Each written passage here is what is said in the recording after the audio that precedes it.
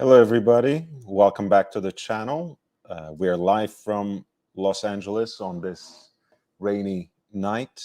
I'm so happy to be here to share with you once again the knowledge of and passion for watches, the love for watches. We are going to have today the fourth installment of our new series, References and Auction Results. This is the fourth episode of RAAR, and I'm focusing today on two great men, basically, but really on the Daniel Roth era of Breguet.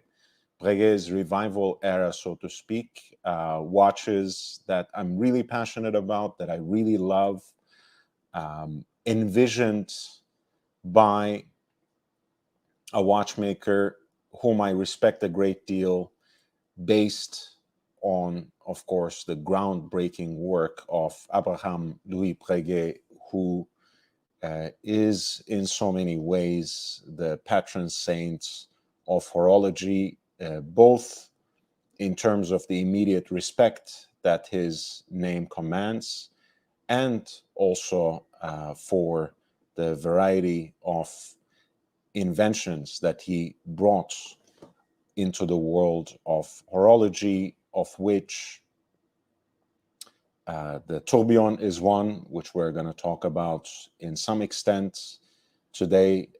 Self-winding watches is another one. The modern system of using gongs for minute repeaters for chiming watches is another one.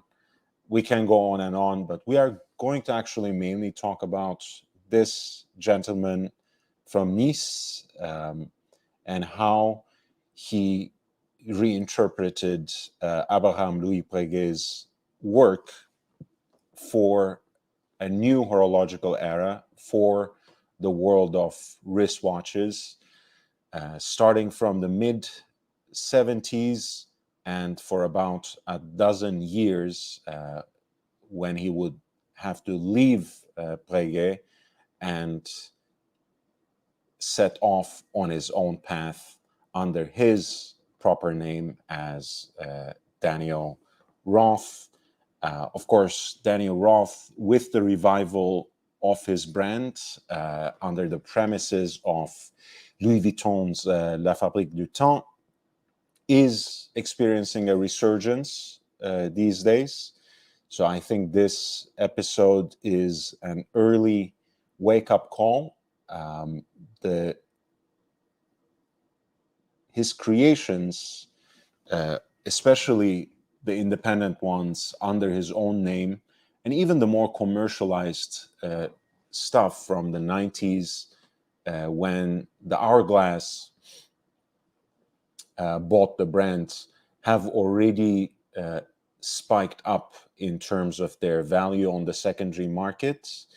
The Breguet period, Daniel Roth's Breguet era, still presents a lot of value. And I think that's really important, because I strongly believe that this won't be the case forever. And I know there's only one Patek. I know that Patek and Rolex have a very well-established dominance on the markets for vintage watches. But there's something to be said about the kind of elegance that Breguet represents. It has the same kind of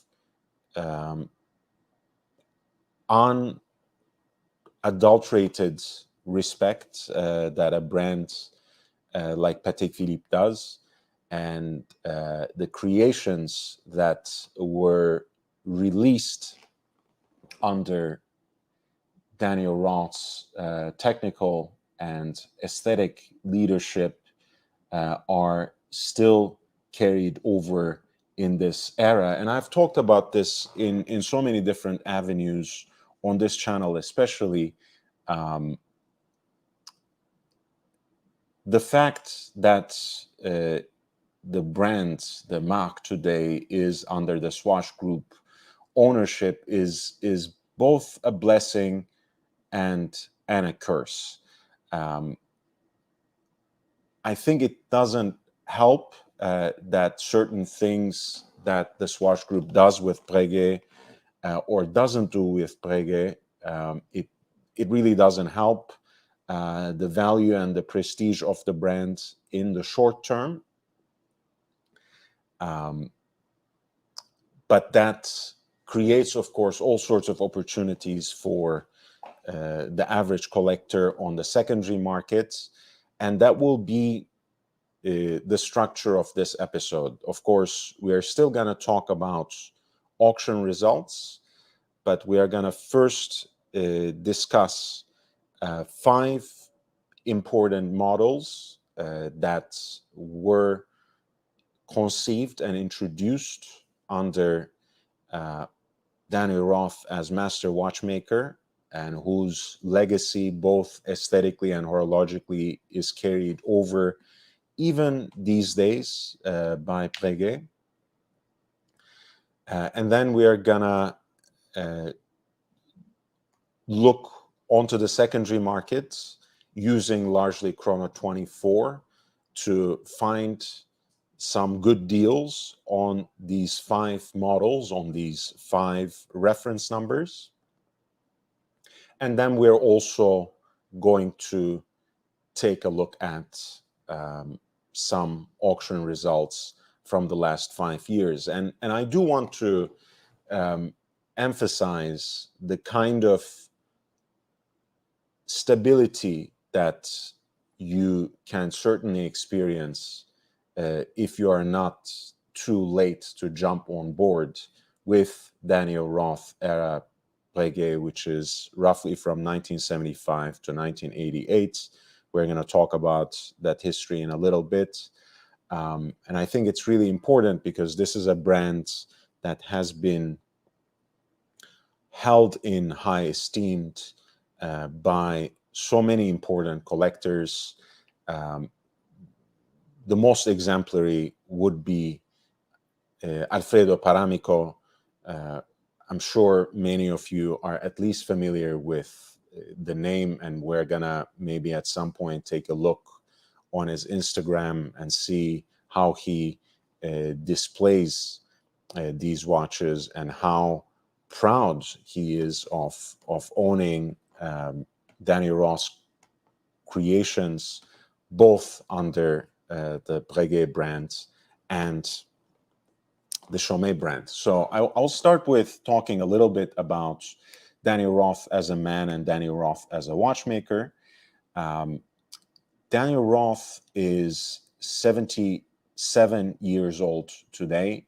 He was born in Nice, in south of France, in 1951, to a family that actually traces back its origins to La Chaux-de-Fonds in Switzerland, to a family of watchmakers, in fact. So Daniel Roth is someone who was quite a prodigy, who grew up with watches and in watchmaking shops, and did his watchmaking school actually in Nice, where he studied for 3 years.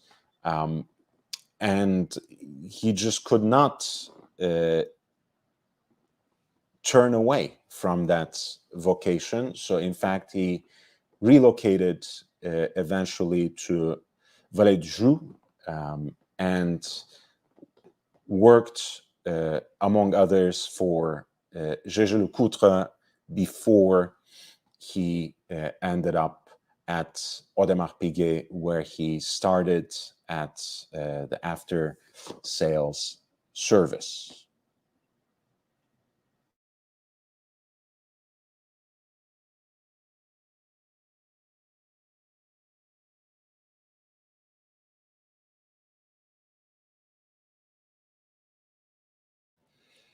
It was when he was at Audemars Piguet when he came across, let's say, the job listing that was looking for the head watchmaker, for the master watchmaker, for a revived Breguet brand that was around 1973, when he already had worked for several years at Audemars Piguet. And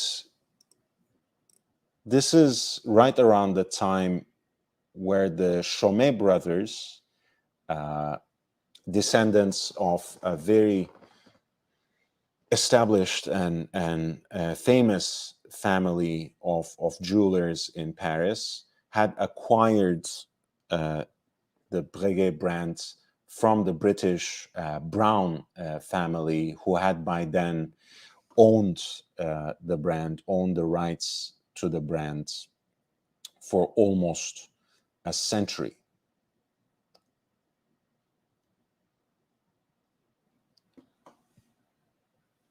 And of course, we know that era through some of the commissions Breguet did for the French Navy, for the Air Forces of the French Navy specifically. The Type 20 is traced back to this Brown era.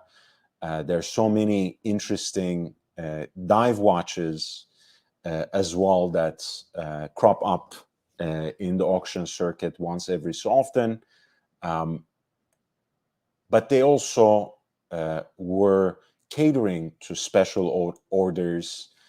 They were also making one-off pieces in a more dressy style, and the Empire case that is quite representative of that era for these bespoke dress watches is something that Daniel Roth used as an inspiration when he was reviving the brand. I want to see if I can find an example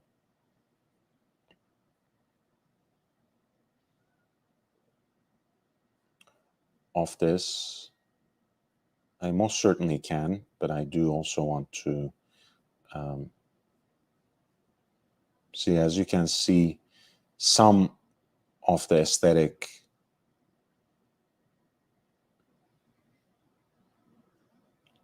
codes are already visible here, but Daniel Roth would certainly refine and enhance them in his recreations for Breguet.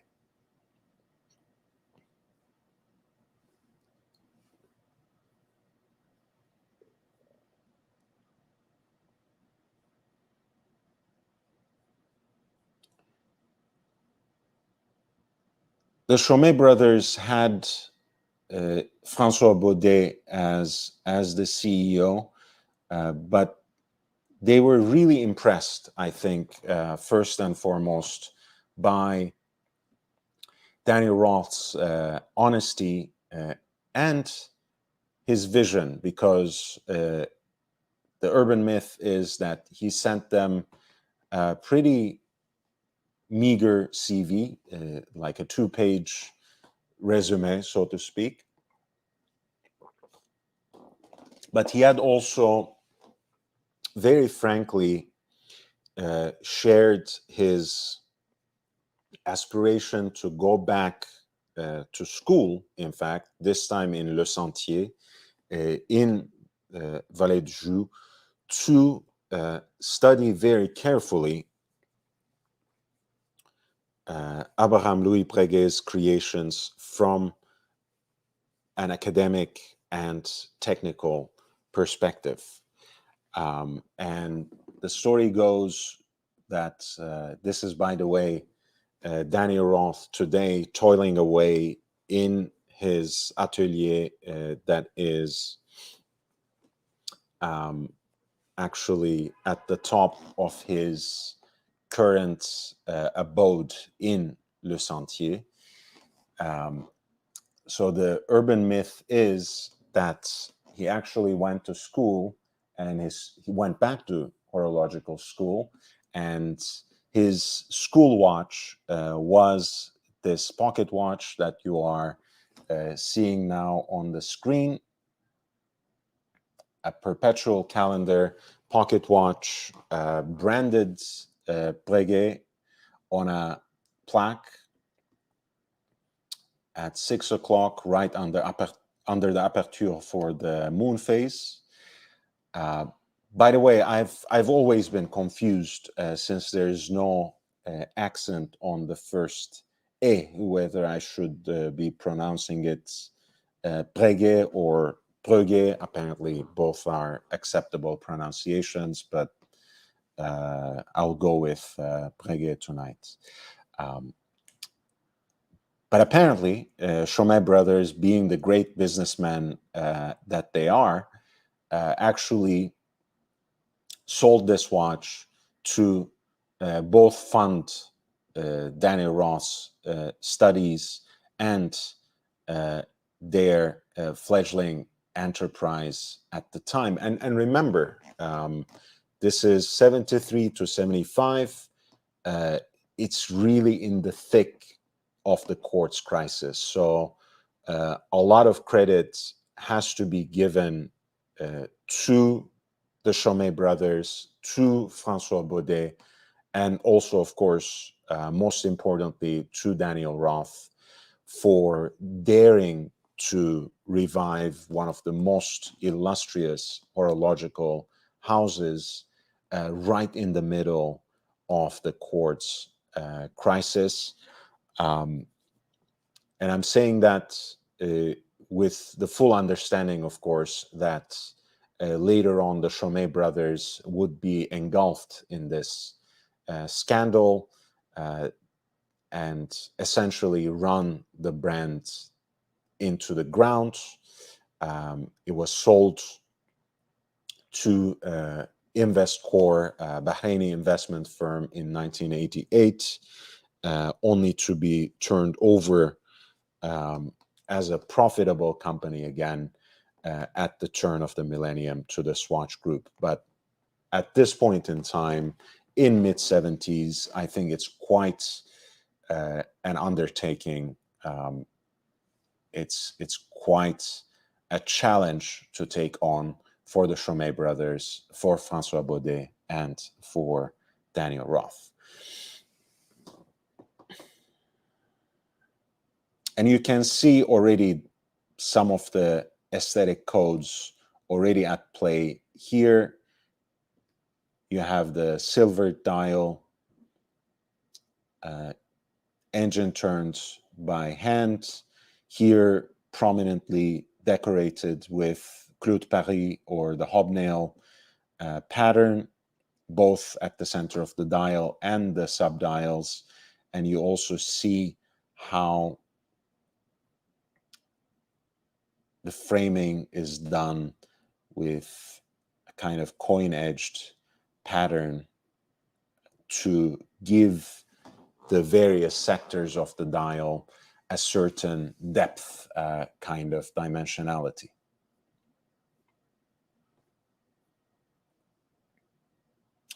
Now, of course, this is something that I really like, and it was on my thumbnail. This particular photo juxtaposes one of the first wristwatches that Daniel Roth created for the Breguet revival with the original pocket watch that inspired it. This is a pocket watch that is simply known as number 5, and it presents that time-only piece with indicators for the phases of the moon and the power reserve. And once again, remember, this is mid-70s. Arangonzone is not reborn yet. Asymmetric dials are far away from being all the rage that they, to an important extent, are now. We are almost 2 decades before the introduction of Lange 1. We are, again, even further away from the introduction of something like the 3712, which became the 5712, the Nautilus moon phase. This right here is one of the most inspirational pieces in translating the pocket watch aesthetic to something that can be worn on the wrist, creating a similar emotion. And I do want to talk about a few things that Daniel Roth did here. We'll have a nicer profile shot of the case, but you see how he used the clou de Paris or the hobnail pattern for the center of the dial.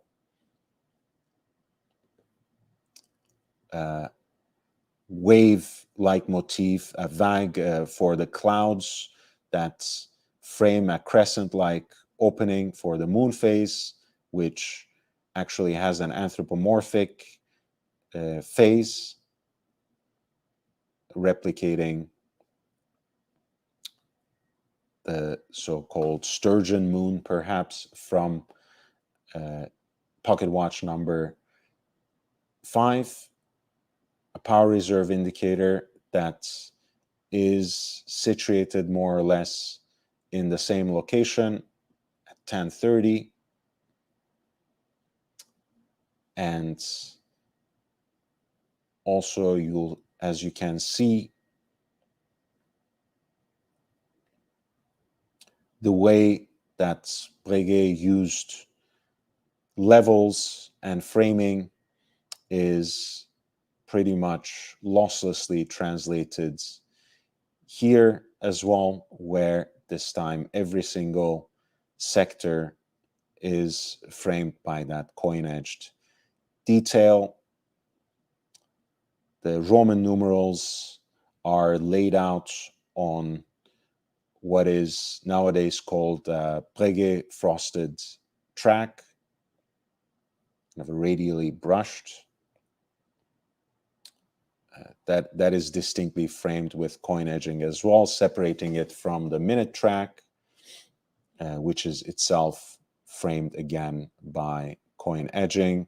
You have again that vague or wave-like pattern on the subdial at 6 o'clock, which became a pointer date, replacing the seconds on the subdial that was on pocket watch number 5.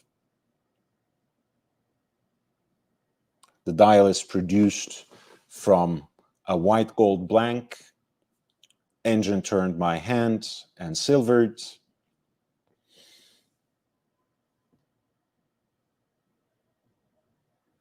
And the case band is entirely fluted,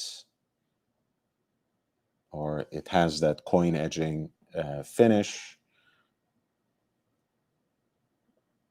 which turns the watch into an artistic object, right? That was more or less the motto of Daniel Roth when he established his own brand, right? La montre, objet d'art. The watch, the wristwatch, is an object of art, or the wristwatch comme, right? As an object of art. Thank you, Thomas Burnett. Nate Dogg, there's no leap year indicator because that's not a perpetual of course, you were meaning the school watch. Right. Leap year indicators become de rigueur for perpetual calendars. They become a must for perpetual calendars much later in the game. Leap year indicators start featuring prominently and consistently in the late 80s and onwards. And even then, there are situations where they're not necessarily aesthetically preferred, so to speak. But yeah, coming back to this watch, this is basically just a time and date watch with a moon phase, just to avoid the confusion. This is a model that was called the reference 3130, based on Breguet pocket watch number 5. It was built on the base of caliber 71 by Frédéric Piguet. The next watch we are going to look at is also a Frédéric Piguet 71 caliber base, and also similarly inspired, similarly translated from the realm of pocket watches. 3130 also can be found as 3137. They are essentially the same watch, except the 3137 has an exhibition case back rather than a solid case back, rather than a closed case back. All of the wristwatches from this early period are by and large in yellow gold, but they are also more rarely found in white gold and platinum. They can be also in rare instances found with a variety of bracelets, which we hopefully have some time to look at in a little bit. And I believe even more rarely, there are examples of pieces that have different dial details and certain kinds of gem setting as well, but that's really ultra rare.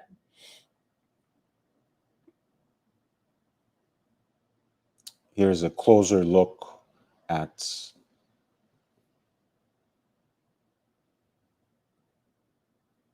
those finishes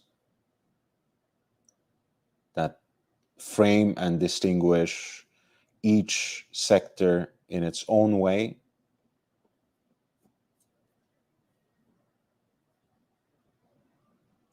And some minor details that I also want to share.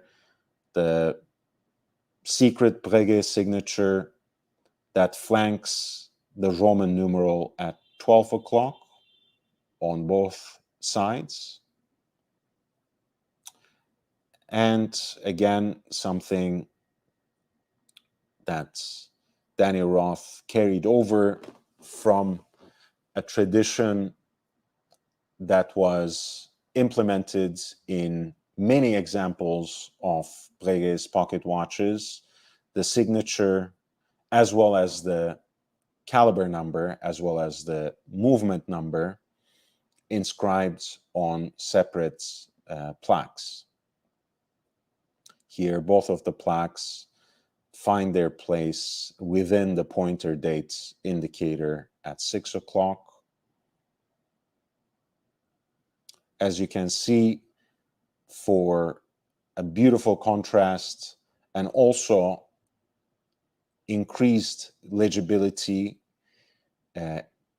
against the backdrop of the silver dial, the hands are fashioned out of stainless steel and heat blued.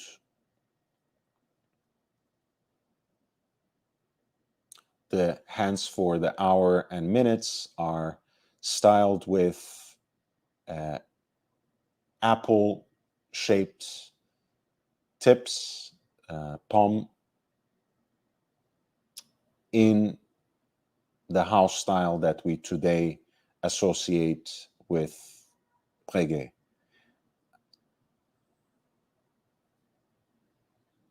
And of course, the other thing that I want to say is not only is this style, or not only are prominent elements of this style carried over to Daniel Roth's own brand later on after 1988. Not only are the elements of this aesthetic still represented prominently, almost to the point of exclusivity, in Breguet's lineup today, a lot of the aesthetic codes of what makes an elegant, high horological wristwatch have been simply adopted industry-wide, right? Dials made out of gold blanks or solid silver, so precious metal, dials being engine turned by hand and oftentimes silvered, the thermally treated, the heat treated hands, oftentimes heat blued hands, for both an aesthetic flourish and increased legibility. The elegant and sometimes even decorated cases.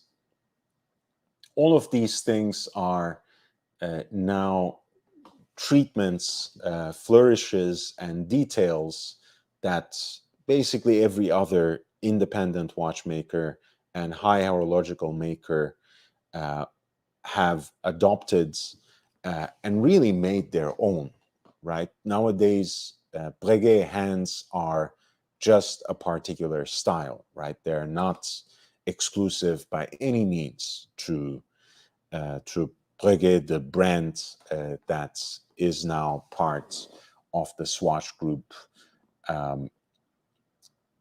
holding. So that I think is very important, that Daniel Roth's particular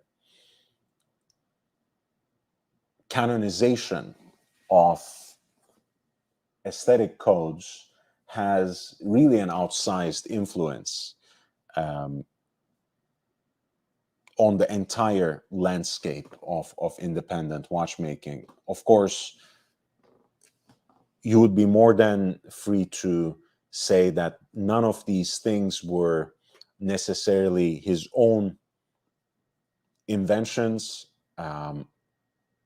but there's something to be said about putting something together in such a coherent way that it becomes not only its own thing, but also so inspirational for others working in the same field or in a similar field. And I think that's what Daniel Roth has achieved with the Breguet revival. So this was the 3130, also 3137 with the exhibition case back.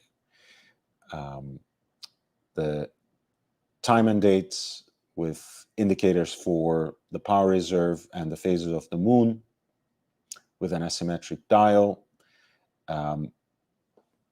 Breguet still has a model like this in an oversized case.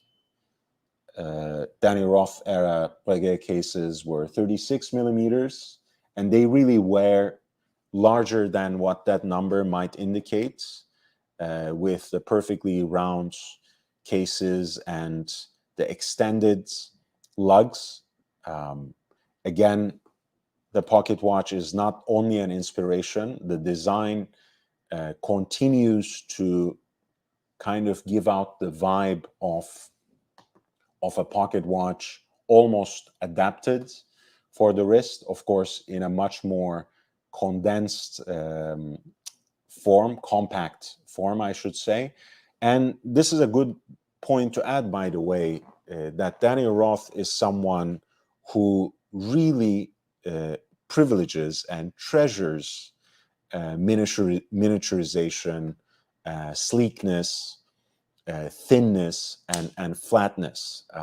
He always looks back fondly at that early time when he worked for AP in the service department, and he talks very excitedly about his work on those extra thin dress watches. So that is something that clearly was etched on his mind, and that's something that has inspired him both horologically and aesthetically. That sleek elegance of something that is both substantive and larger than life on the wrist, but that is easy to wear, that is unobtrusive, and that is elegant in a classical fashion. The second pocket watch that was quite an inspiration for Daniel Roth in his revival designs for Breguet was this pocket watch number 4579. And this is actually a day date with the moon phase, an off-center dial for the time. Again, you can see the Roman numerals on the Breguet frosted track, the coin edging that frames every single sector of the dial, in addition to, of course, the variety of guilloche decorations, all applied by hand using a rose lathe. The day and the dates, as well as an additional aperture above 12 o'clock for the phases of the moon. And you see those secret Breguet signatures engraved on each side of the Roman numeral at 12 o'clock. Pocket watch 4579 became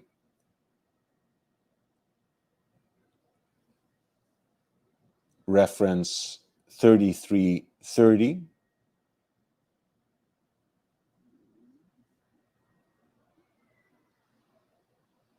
And as you can see, once again, the aesthetic largely adopts and slightly adapts everything.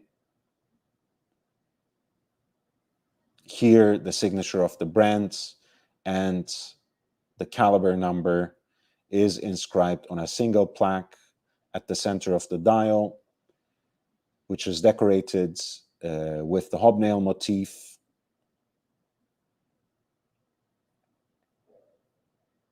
The entire thing is framed with a more exploded pattern, a wave-like motif on the clouds that frame the downward-facing crescent-like opening for the phases of the moon, and the day and the dates are indicated through these wickets that kind of look like kind of night pads, you put on your eye. I don't know the English name for that. I do apologize. Incidentally, this is actually a German disc right here. This is not a command or wish. It's for Dienstag, Tuesday. You can see the Breguet styled hands stainless steel heat blued.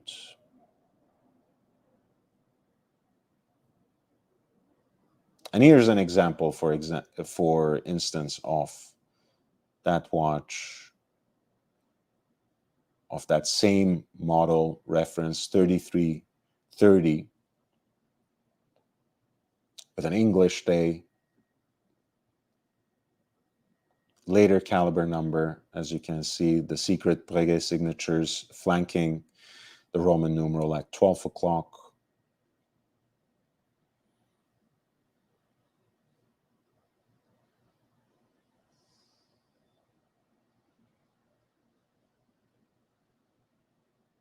Fantastic piece.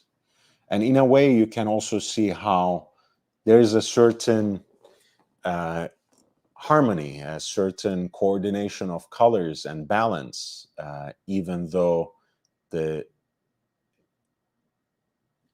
layout of the dial is so unusual for what we are used to see on wristwatches, especially at the time, right? Here you have a calendar watch with a moon phase that has this unusual layout that takes its inspiration from a pocket watch made by Breguet, at once loyal to what Breguet has already given to the world of watches, but also honors that legacy of innovation by putting it into a different form, by translating it into something that can be easily worn on the wrist.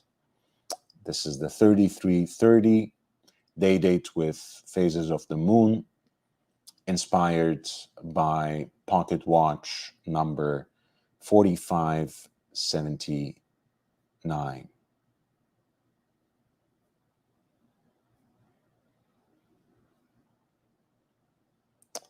And here are some further creations. I'm going to talk about them in some detail momentarily.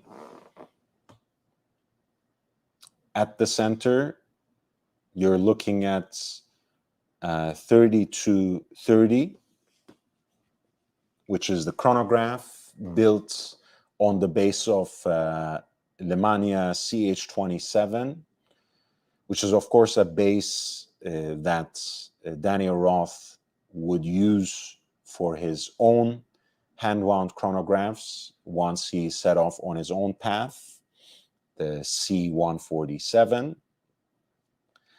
Of course, the Roger Dubuis homage uses the same Lemania base. Others would be, of course, most familiar with Omega 321, the Moonwatch movement that is based on Lemania CH27.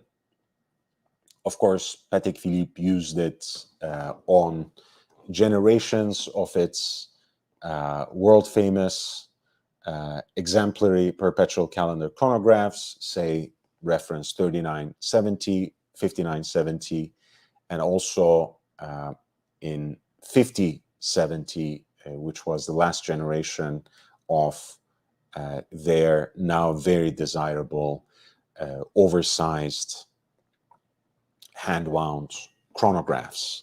On the right, you see a perpetual calendar, and this will please Nate Dogg in the sense that it has a leap year indicator as well. And like some of the later examples of those creations from Breguet's revival era, as you can see, the crown is topped with a sapphire cabochon as well, which somehow aligns well with the heat blued, hands, as well as, of course, the blue of the night sky that serves as a backdrop to the moon phase as well.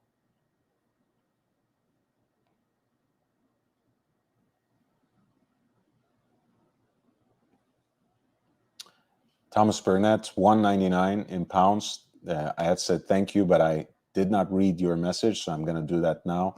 Season's greetings to yourself and all your viewers. Thank you, Thomas. Happy holidays to you. Merry Christmas. Thank you for being there. Thank you for your support.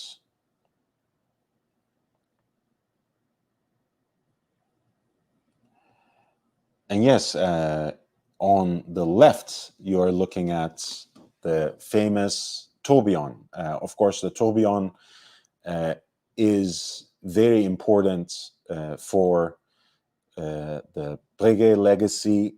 Breguet had patented his tourbillon in 1801, which is something that Breguet inscribes very proudly up to this day on the backs of the tourbillons with the stylized revolutionary French Revolutionary dates, actually.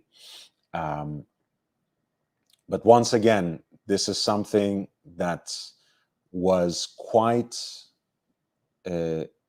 daring and quite revolutionary and influential for Daniel Roth as well. Remember, up until very recently, where the trends started changing and shifting a little bit, for every marque, for every emergent independent watchmaker, creating a tourbillon wristwatch was a rite of initiation. And you might say, to a certain extent, it still continues. To a certain extent, even the aesthetic continues in watches that have an exposed balance with balance bridges that are styled like finely hand-finished tourbillon bridges. So it's very hard to oversee. It's very hard to ignore the kind of influence that Daniel Roth's translation of the tourbillon onto the wristwatch has really held over the horological space up until now, and quite possibly well beyond even our time. Here's the important detail. Up until the mid 80s, there were probably about 500 tourbillons in the entire world. There may have been a handful of tourbillon wristwatches, but you have to remember that Daniel Roth's tourbillon, both with Breguet, this is the 3350. The perpetual calendar was 3050, by the way, but we're going to come back to that. Both the tourbillon that Daniel Roth did for Breguet and realized under his own name, under his own brand, the reference C187. Those are really some of the first wristwatch tourbillons, and there were not many.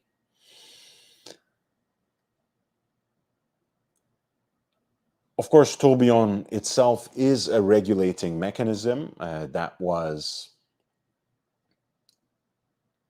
invented and implemented for the world of pocket watches, which of course stood in one direction in someone's pocket for most of their daily use, most of their worldly existence. So the tourbillon basically allows as a cage to rotate the balance to offset the effects of gravity on the timekeeping of the device. But Daniel Roth really had had an aesthetic vision for the tourbillon on the wristwatch. It was a way of both exhibiting some of the horological finesse that goes into the making of the wristwatch,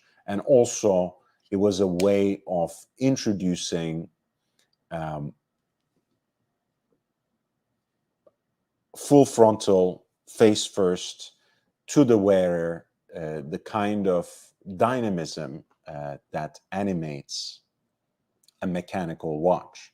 So it was more than just an iteration of an escapement or a regulatory mechanism for Daniel Roth. And I think that once again is something before his time, that's something beyond his time, that's something that is still influential and inspirational by him.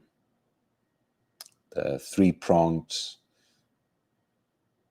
seconds hand, of course, that indicates seconds in 20-second intervals. Later on his own tourbillon, he would have a stacked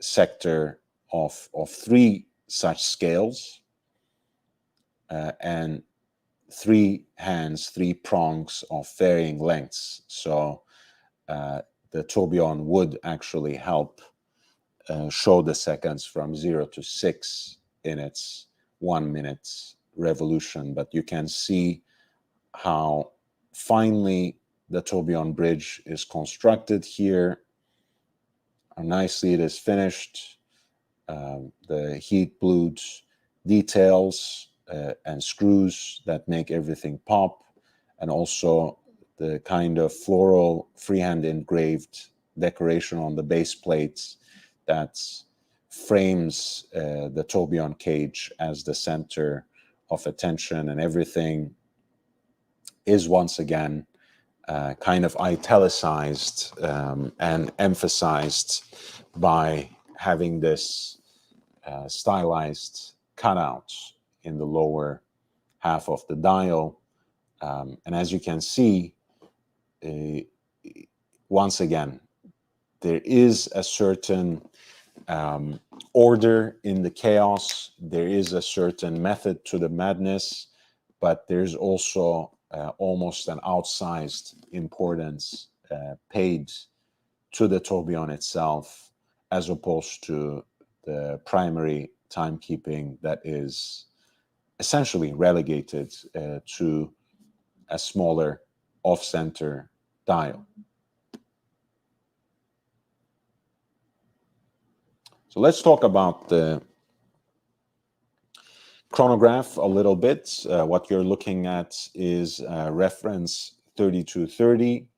There is, just like there's 3130 and 3137 for the wristwatch interpretation of pocket watch number 5, there is 3230, which has the solid case back to go with it, and the 3237, which has an exhibition case back that proudly displays Breguet's take on the Lemania CH27.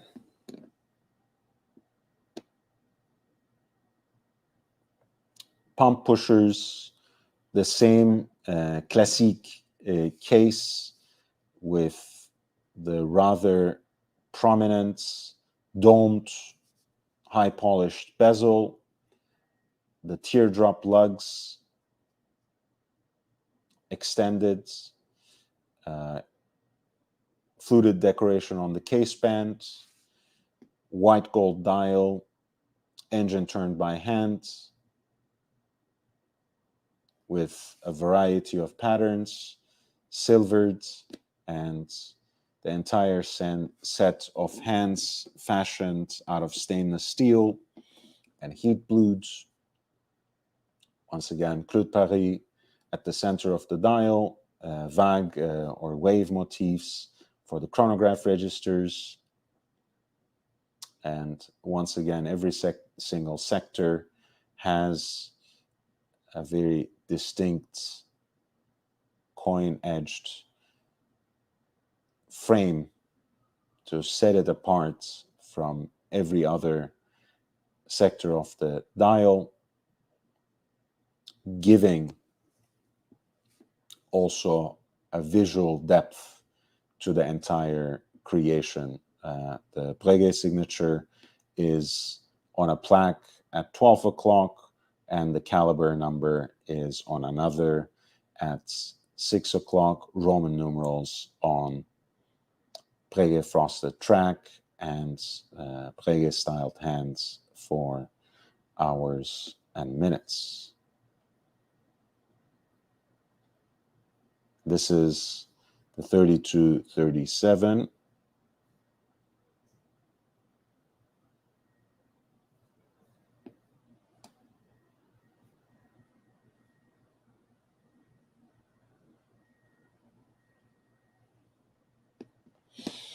Finely finished, assembled, and regulated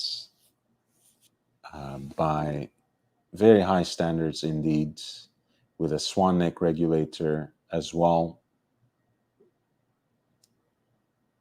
This is the column wheel chronograph movement that has practically defined the 20th century.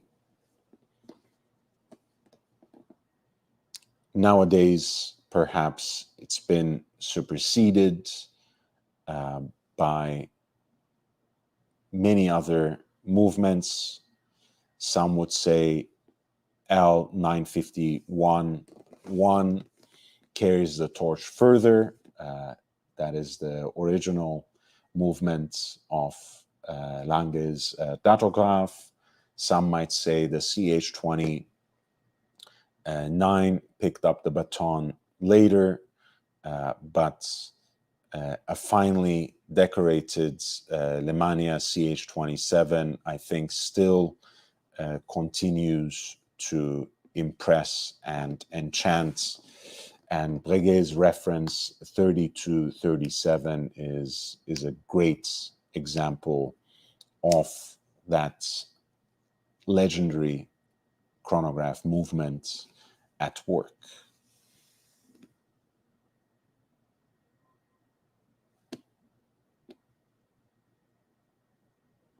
And you can also see how fine the teardrop-shaped lugs look from behind, and you can already peek also onto that coin-edged finishing. This is the 3230 or 3237, as the example you are seeing here with the exhibition case back.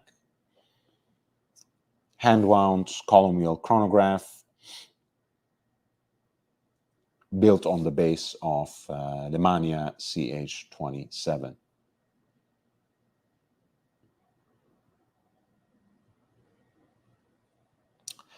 This is the perpetual calendar, reference 3050.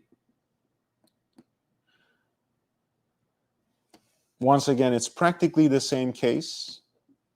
All of these models are housed in 36 millimeter cases with the extended teardrop-shaped lugs. Again, they're mostly found in yellow gold, but rarely in other shades of gold and platinum as well. I really like this particular perpetual calendar because of the balanced aesthetic, because of the organization of the dial layouts with the 4 subdials, or rather the 3 subdials in combination with the aperture at 6 o'clock for the phases of the moon. You have a pointer date at 3 o'clock. At 9 o'clock, you have days of the week. And at 12 o'clock, you have the month, which encircles the indication of the leap year. The Breguet signature is lodged in the subdial for the days of the week at 9 o'clock, and the caliber number finds its place within the pointer date indicator at 3 o'clock. And the aesthetic codes, as you can see, are very consistent. Once again, you have the entire set of hands fashioned out of stainless steel, heat blued, perfectly legible against the backdrop of the silver dial, which is fashioned out of a white gold blank and engine turns by hand. And that little contraption that you're seeing is the setting pin that is attached to the spring bar right there for making the corrections to the perpetual calendar. Once again, as you see, there's a sapphire cabochon that tops off the crown as one final aesthetic flair. I believe these were also based on Lemania blanks in terms of the movements. I think the caliber they used was 8810. I have not been able to find many shots, many good shots of the case back propped open to see inside, so I can't say this conclusively, but as much as I could research, I believe it was the Lemania 8810 base that was used for the perpetual calendar. It kind of checks out because for at least some perpetual calendars, Daniel Roth used it later under his own brand as well. And also, of course, I've said that the time and date pieces that we looked at, the reference 3130 and 3330, were based on the Frédéric Piguet 71. But by and large, in this period, Daniel Roth collaborated really closely with Lemania, and in many instances, when he was devising complications, actually advised them. And in the case of the tourbillon that we will see momentarily, he actually designed the caliber himself, and Lemania produced it for him. So, in fact, Daniel Roth designed the tourbillon movement that was used in the first Breguet tourbillon reference 3350 and his C187 himself. The movement was Daniel Roth's design. And with that, you're looking at Breguet 3350. This is the Breguet tourbillon, the 1 minute tourbillon that was one of the pioneering wristwatch tourbillons of its time, being introduced at the tail end of Daniel Roth's term at Breguet. As I mentioned, the Chomet brothers got caught in a scandal. They were almost about to run the entire brands to the ground.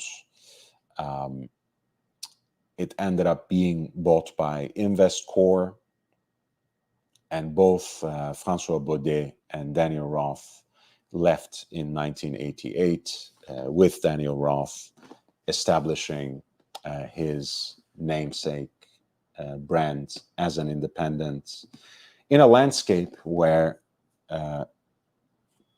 some of the people who are recognized as pioneers today were not making watches with their own names on the dial, right? Philippe Dufort would take a few more years to do so. F.P. Jean too, and would take, in fact, much longer to establish his own independent brands. So Daniel Roth was a true pioneer in that way as well, but that period, that era of his early days as an independent watchmaker will have to be the subject of another episode. As I mentioned, the tourbillon, of course, is something of prime imports for the marque, for the Breguet name, since Breguet held the patent since 1801. But I think it was just as important for Daniel Roth because it was his way in the post-quartz era to exhibit the finesse, the intricacy, the artisanship, the mastery of mechanical watchmaking on the dial of the watch, and to once again inject a certain dynamism and romanticism into the experience of wearing a mechanical wristwatch. We have seen that with the prominence of the moon phase indicators in even the simplest wristwatches that were introduced as part of the Breguet revival. And we are seeing it in the reference 3350 with the tourbillon cage prominently exhibited and, in fact, given the focal point of the wristwatch for the reference 3350. Really, really a beautiful, beautiful piece.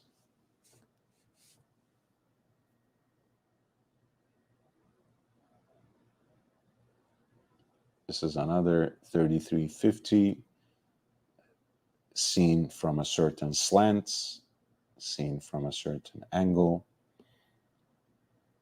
which perhaps gives a better view of both of all the elements of hand finishing, especially of the tourbillon bridge and the free hand engraving that frames it within that cutout.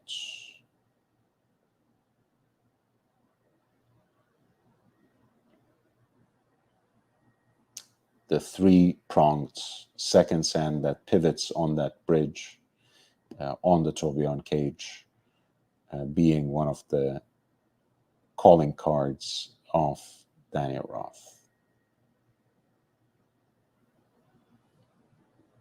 Secret signatures, brand's signature, and the movement number, and of course the heat blues elements against the backdrop of the solid gold dial, silvered and hand decorated by rose leaf.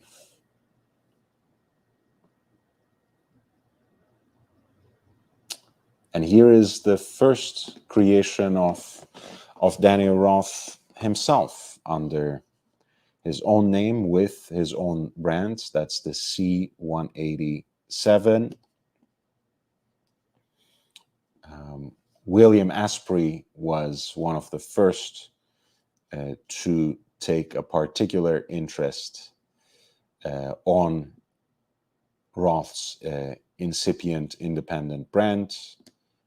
He was known as a supporter of independent watchmakers, having ordered 3 sympathique clocks from F.P. Jean also. And he wanted him to produce his tourbillon régulateur, his double-face tourbillon wristwatch, in a series for him, and those are actually named Asprey on the dial and signed Daniel Roth on the back. And here's a juxtaposition of a 3237 with one of Daniel Roth's early chronographs with a C147, both built on the Lemania CH27 base, and even with such a distinct and unique creation of sculptural beauty as the double ellipse case, you can certainly see how Daniel Roth inherited from his recreations and forged on as an independent watchmaker, having refined his aesthetic sense in horology in the roughly 13 years he spent with Breguet.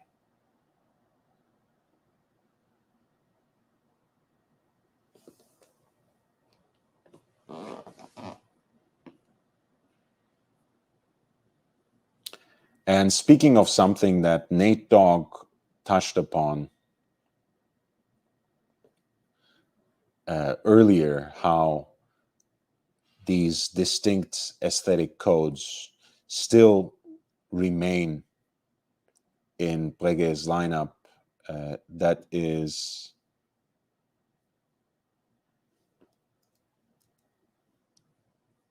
the profile of reference 7137.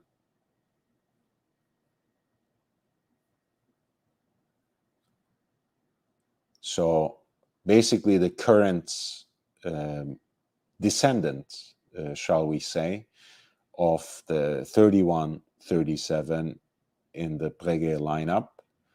And you can see even in the enlarged form of the case, they are now, I think, roughly 39 millimeters in diameter. The aesthetics remain exactly the same. You have the fluted case band, you have the extended lugs soldered on the case in teardrop shape. You have that slightly domed and quite prominent bezel. A very flat case back and a slightly domed crystal on top.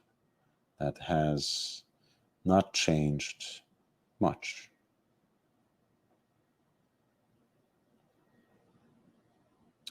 This is time for me to take a very short break just to freshen up a little bit, drink a little bit of water. And when I come back, we are going to hunt for deals together on Chrono 24, and then we are going to look at how these pieces have performed in auctions for the last 5 years or so. In the meantime, please hit the like button and enjoy the show. Please don't forget to hit the like button. If you have any questions related to the topic at hand, please don't hesitate to send them with super chats. I'll come back momentarily with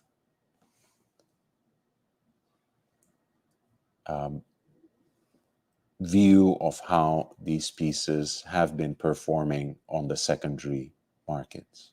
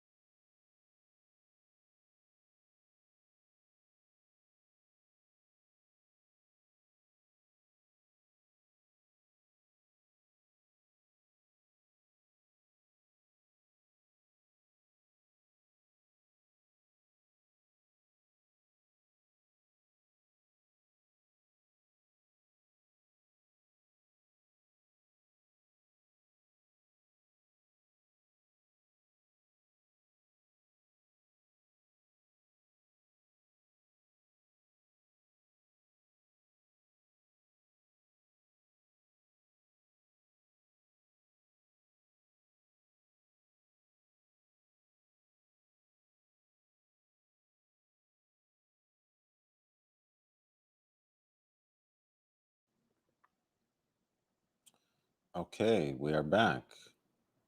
We are back.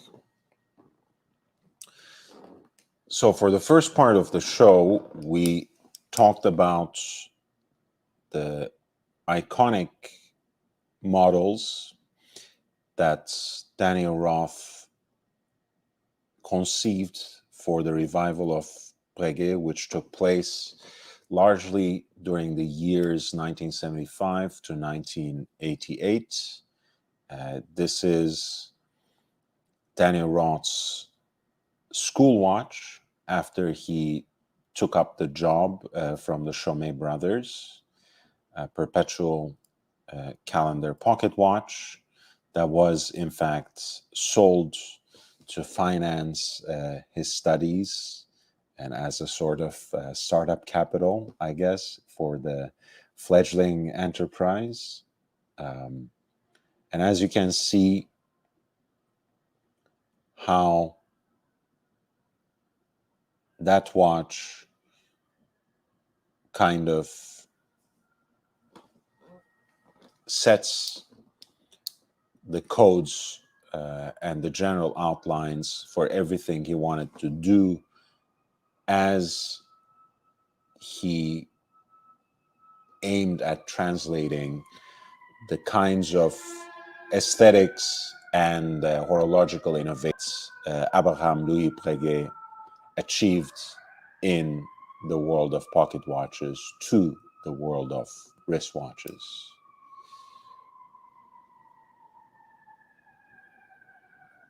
That's another translation. This was number 5 to reference 3130. That was number 4579 to 3330. You can, of course, see how the perpetual calendar wristwatch looks very much like the pocket watch that he made as his school watch.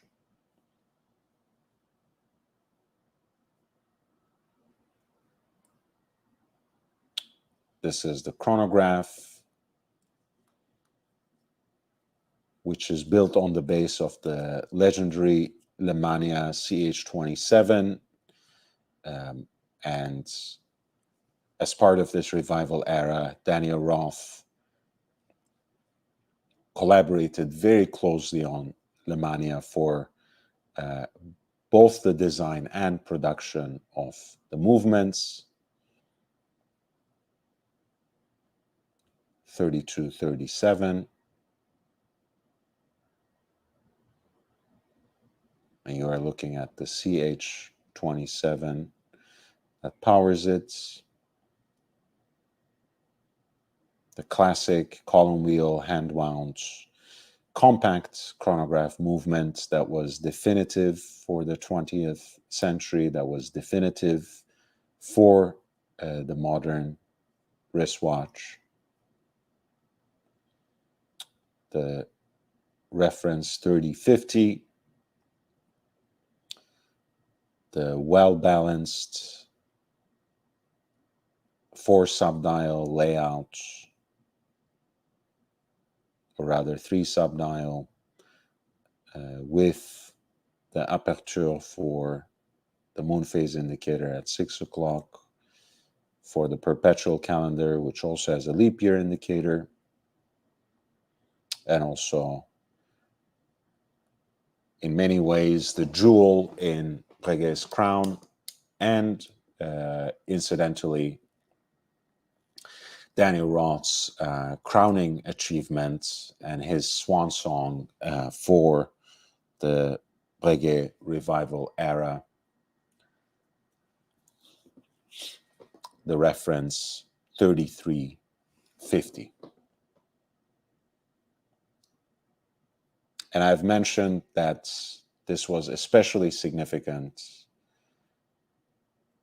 in the way that these people, including the Chomet brothers, the owners, the CEO François Baudet and Daniel Roth, how it was so significant and so daring that they took up the project of reviving one of the most illustrious names in the world of horology in the thick of the quartz crisis, year 1975, and how, in fact, that challenge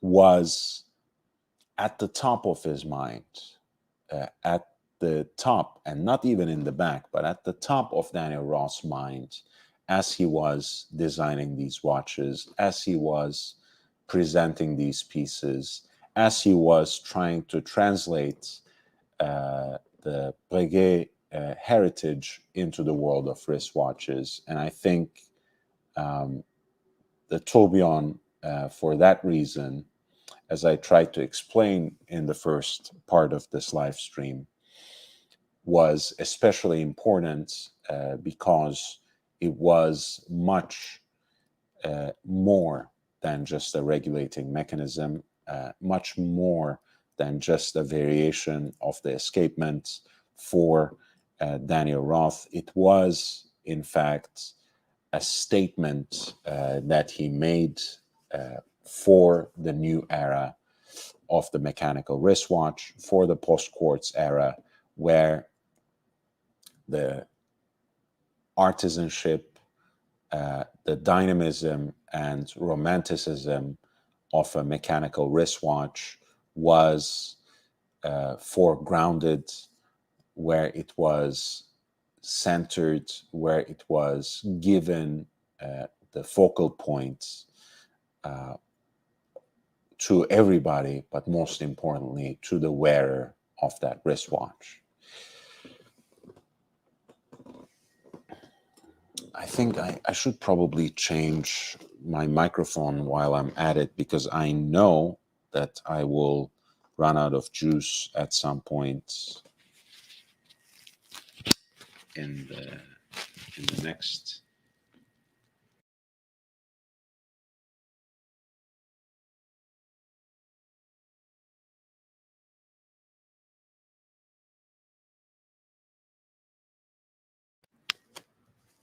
Okay, I think I'm already embarrassing myself because this is somehow muted.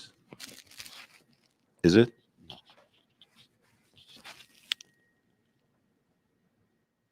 Okay. I just wanted to do this switch sooner than later, because I know, as it happens in a lot of these long live streams, that inevitably I will run out of battery. All right, so the second part of the show, as I promised, being a little different from our usual mode of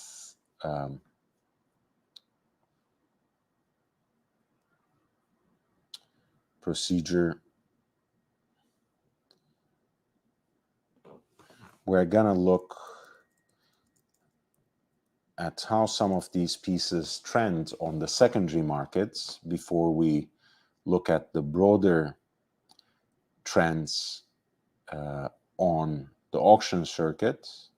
I do want to show you a few exquisite pieces that Alfredo Paramico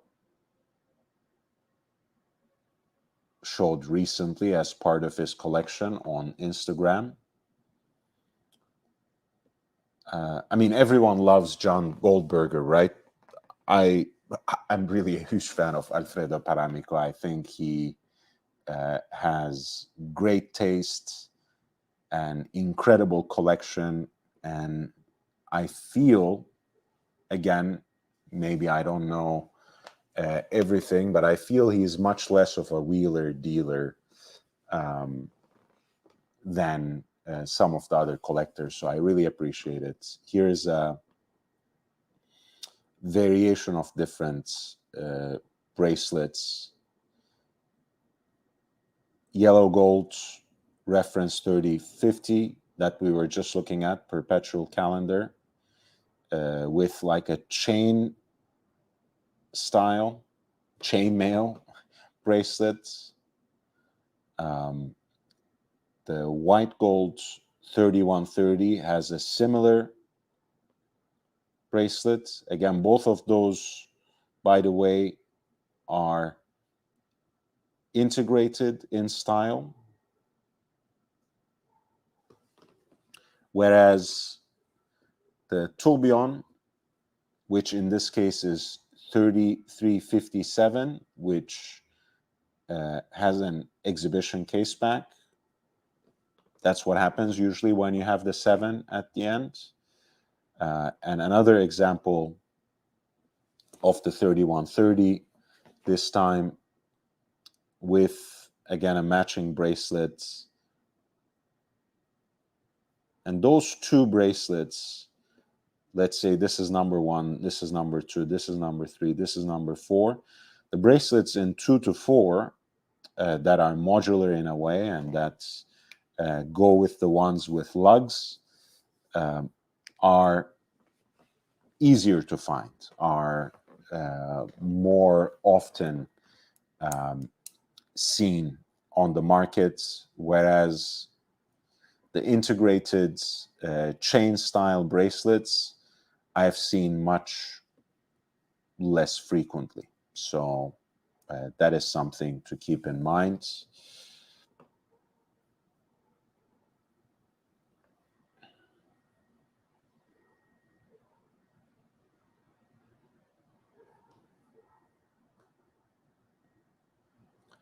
Here is a mix of some of the watches we have seen with others on leather straps, as well as some later references.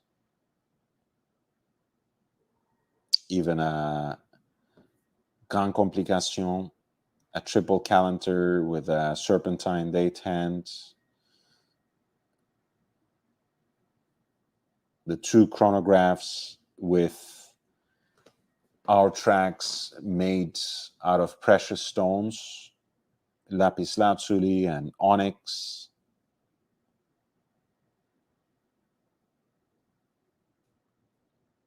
Man,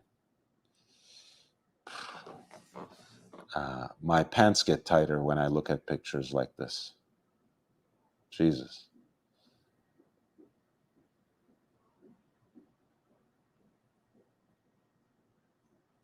And he also has some beautiful Daniel Roth pieces as well. Of course, the obligatory tourbillon reference, 2187 in this case. Reference C187 in 3 variations, and the Jean-Daniel Nicolas 2-minute tourbillon in a round platinum case with its distinctive batwing tourbillon bridge.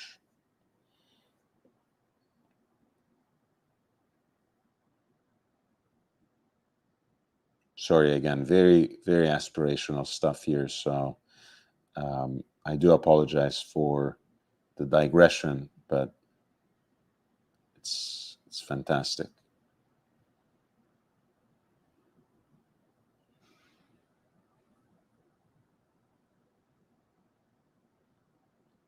This is a later perpetual calendar chronograph, and that is the Grand Complication, right? You know, which combines the perpetual calendar with a minute repeater.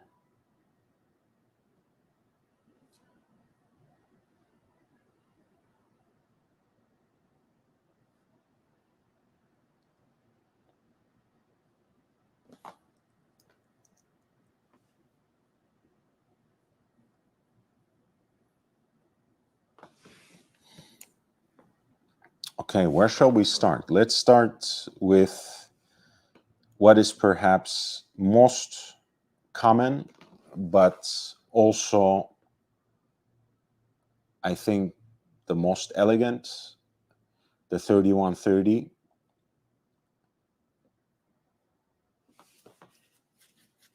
The time and date with the moon phase and the asymmetric dial. The 3130 being the solid case back, the 3137 with an open worked exhibition case back with actually quite a nicely decorated and engraved movement. So I highly recommend that as well.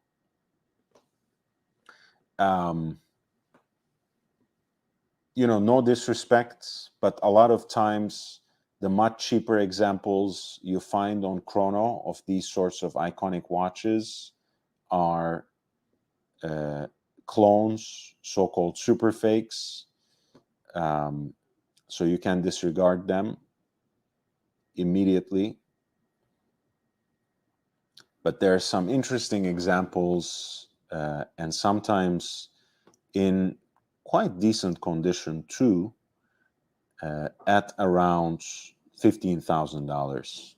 It can be $1,000 less, $1,000 more. As I mentioned, the yellow gold examples are easier to find. Of course, you should ideally shoot for something that falls strictly between years 1975 to 1988. With the earlier examples, acquiring a certain kind of premium, no doubt.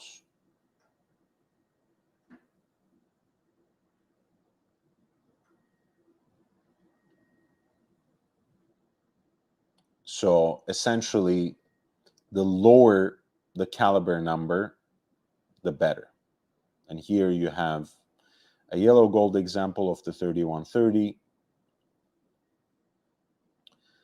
with a presentation box, but with no papers. I know by definition, of course, almost every self-respecting dealer covers in some way the caliber number, but I'm sure if you inquire seriously, you can easily learn a little more about the watch. Sometimes they list the year specifically. The watch might in fact come with papers or have an archival extract, of course.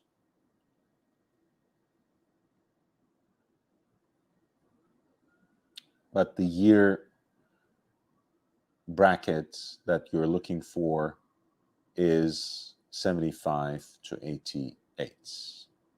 And this is the closed case back, as you can see, for the reference 3130, which is powered by the self-winding caliber Frédéric Piguet 71 with the off-center full rotor. We will see this with the 3137. Here's another example that was a Czech dealer. This is someone based in the US. As a minor detail, the pieces with a sapphire cabochon are usually slightly later. And you will see, of course, I think you can tell already here, right? This is a 50-hour power reserve on the indicator. What we were looking at earlier was the 45-hour power reserve. And I don't need to tell you, I guess, which one is the earlier version. And obviously, we can, in fact, tighten our parameters a little bit. I didn't do that in the first instance because a lot of times the date is not listed, as you can see. Most of them are unknown. But sure enough, again, when you reach out to the dealers themselves, you should be able to get a sense of what the caliber number is, at least. There's a very oxidized case, but I have to say it's not devoid of its charms. Again, a slightly later example with the increased power reserve.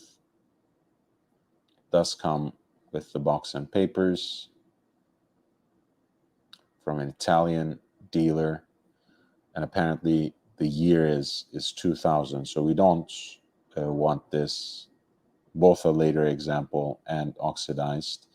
And as you can see, it took us a while to get through a few different examples to get to something in white gold, which is most certainly more rare than the yellow gold. This one also comes with a déployant clasp in matching white gold and a modern presentation box.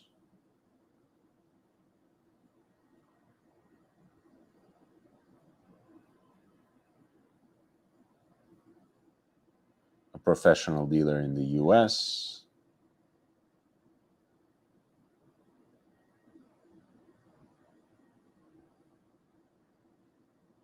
As you can see, once again, when you have the full set, you also get the setting pin, which you can, in fact, clip on the spring bar if you want to make sure you have it at hand.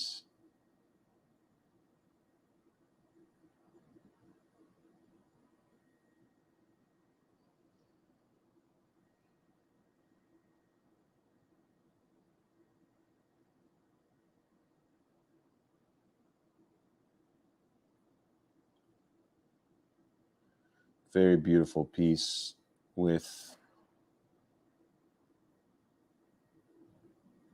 its box and papers in nice unpolished condition.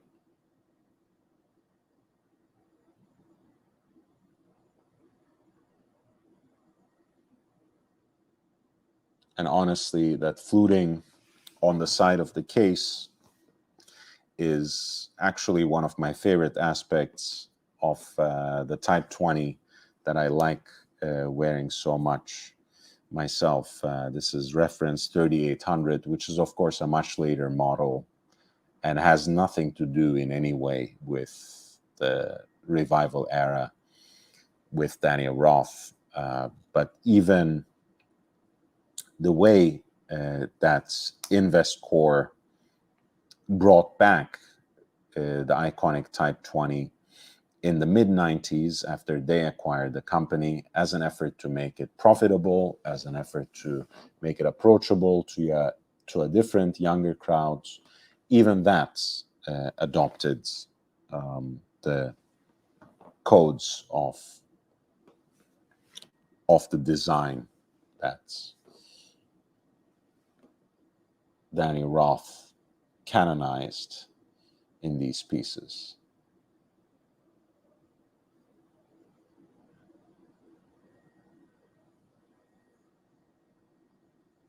And as you can see, these are incredibly approachable for the kind of watch that you have, for the kind of watch that you get.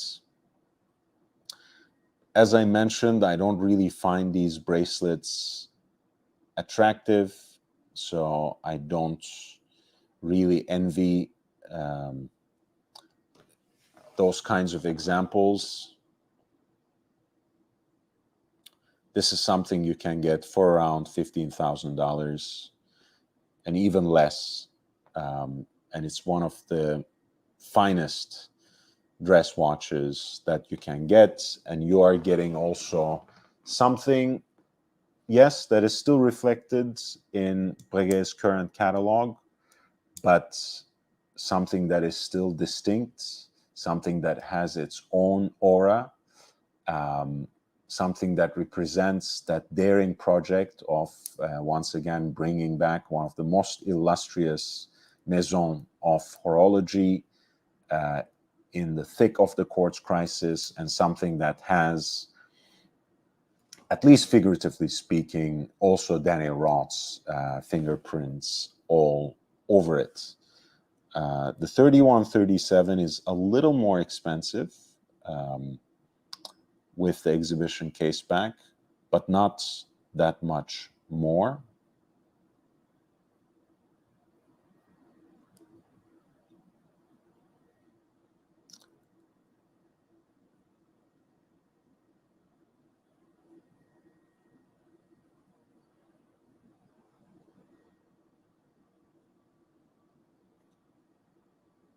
It's really fantastic, isn't it? It has this, as I mentioned, the Breguet 71 is a self-winding caliber with a full rotor, where that full rotor is placed off center. There's this kind of crescent-like frame, kind of stepped structure, and the rotor is open worked to bring into sharp relief the initial of the brand Breguet.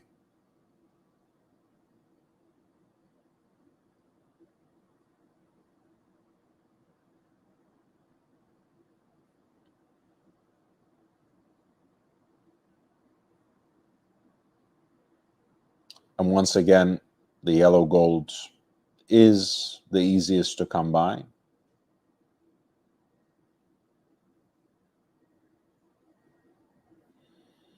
To find the early examples, and this is a later one, again, pay attention first and foremost to the power reserve indicator, which should go up to 45 hours and not 50 as this example. And of course, the caliber number itself will give you a good baseline in the absence of boxes and papers.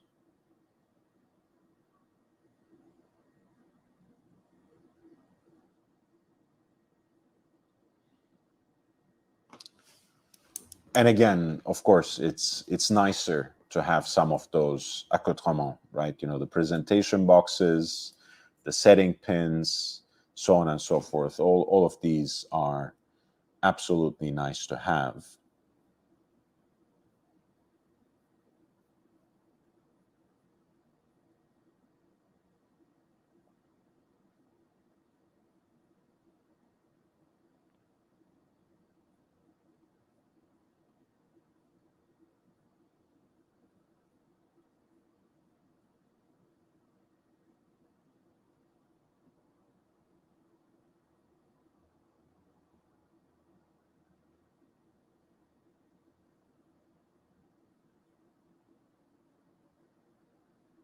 Beautiful.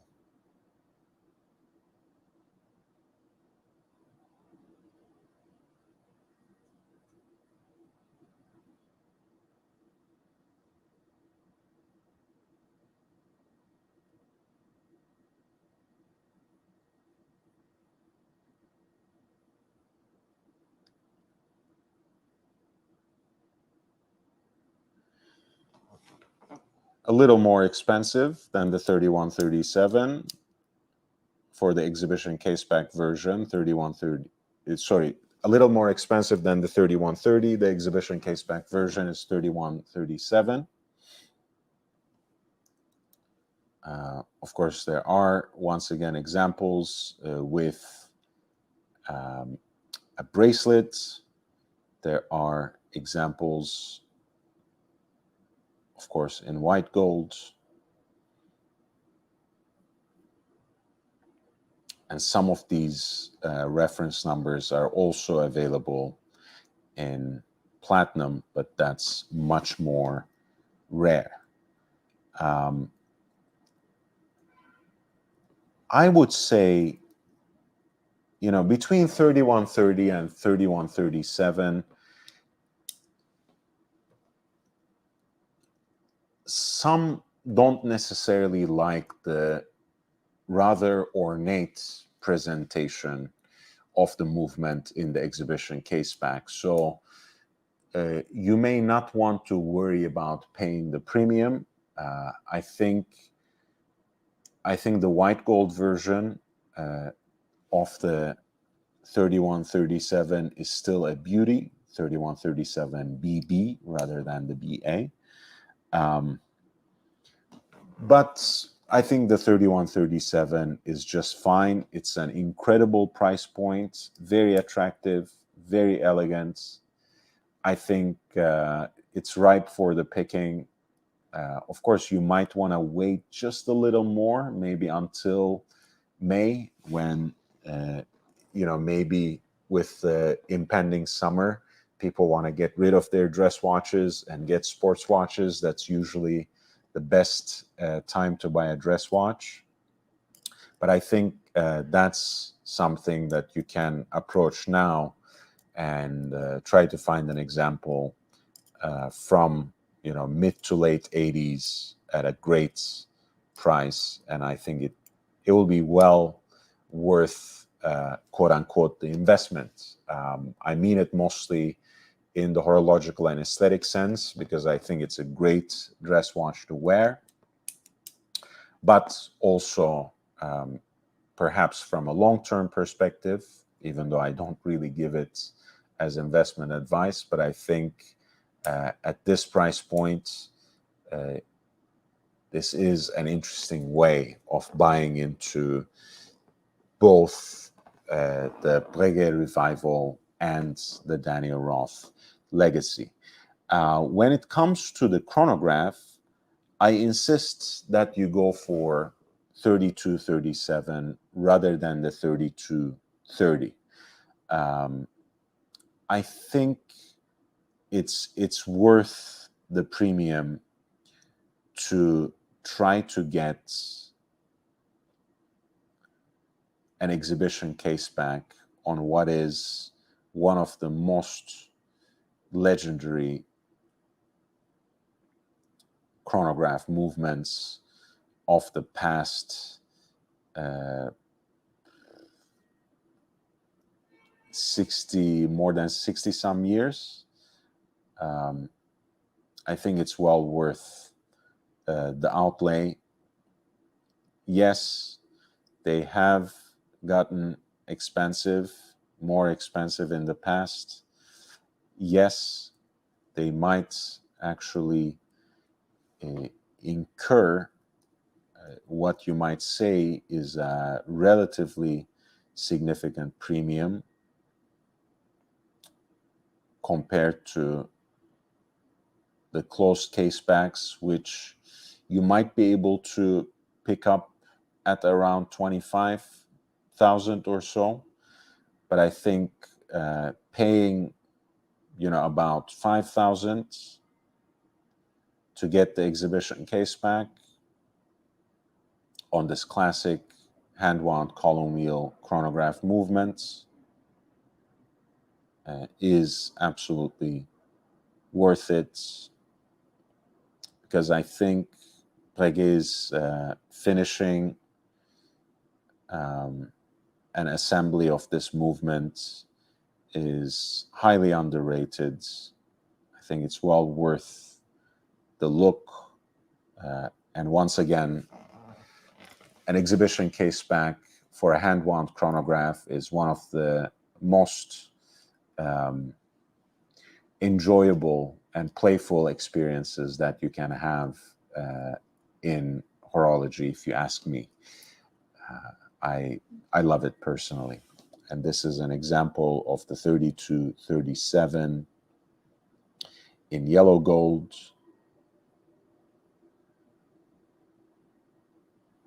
With the right matching buckle.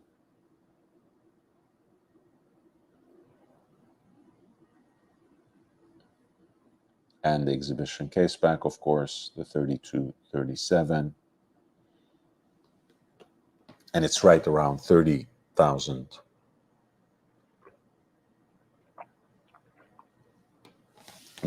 So it's still a pretty good deal, if you ask me. Certainly, you are not getting close to a 50, 70 Daniel Roth's own chronographs from that era. I'm not talking about the Masters chronographs, which are based on the Zenit El Primero caliber 400, the self-winding movements. I'm talking about the C147 or 2147, which trends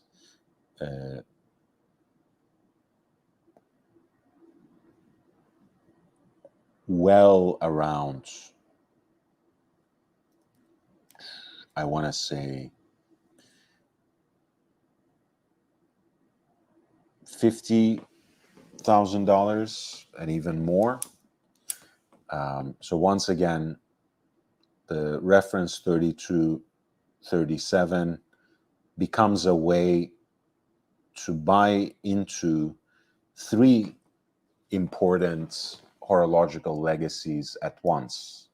The Lemania CH27, nicely finished and beautifully exhibited.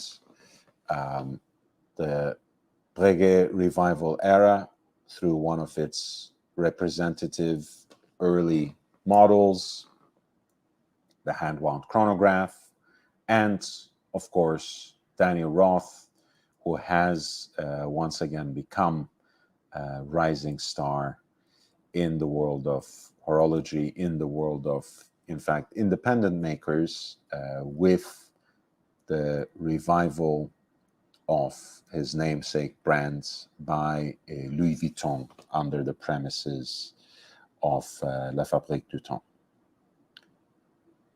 Ali Reza says, "Stop harassing me, YouTube." How is YouTube harassing you, Ali Reza? Nate Dogg, I disavow, since we are talking about Breguet era, Daniel Roth era Breguet, but there are many examples of hand-wound chronographs by Breguet that are 40 millimeters. So, and that are still based on the Lemania CH27 movement. So all is not lost. You can easily still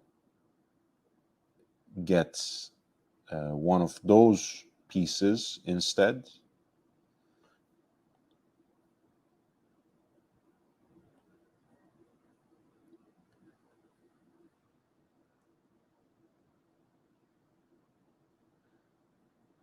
And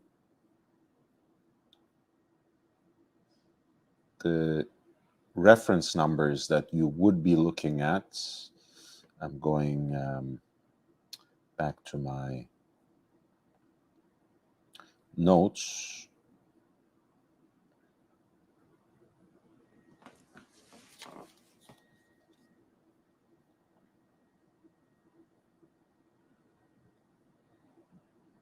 Yeah, the 5247, for example, would be great for you. That's what you're looking at if you want a similar styling, a similar presentation, but a much larger case. And those are actually slightly cheaper. I think you can find an example of that around 25,000, 27 and a half.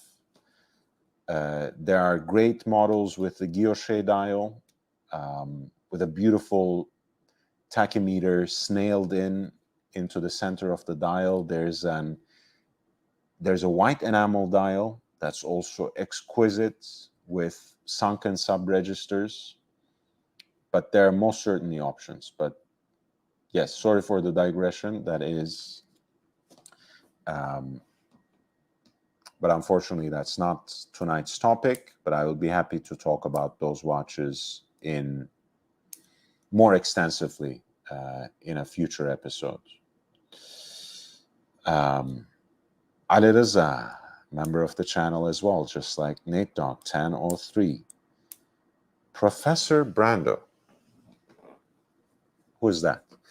I have oddly ended up with a Panerai PAM 2070. Before I remove stickers, I wanted to get your thoughts on how Panerai recovers from its well-earned reputation of being stupid.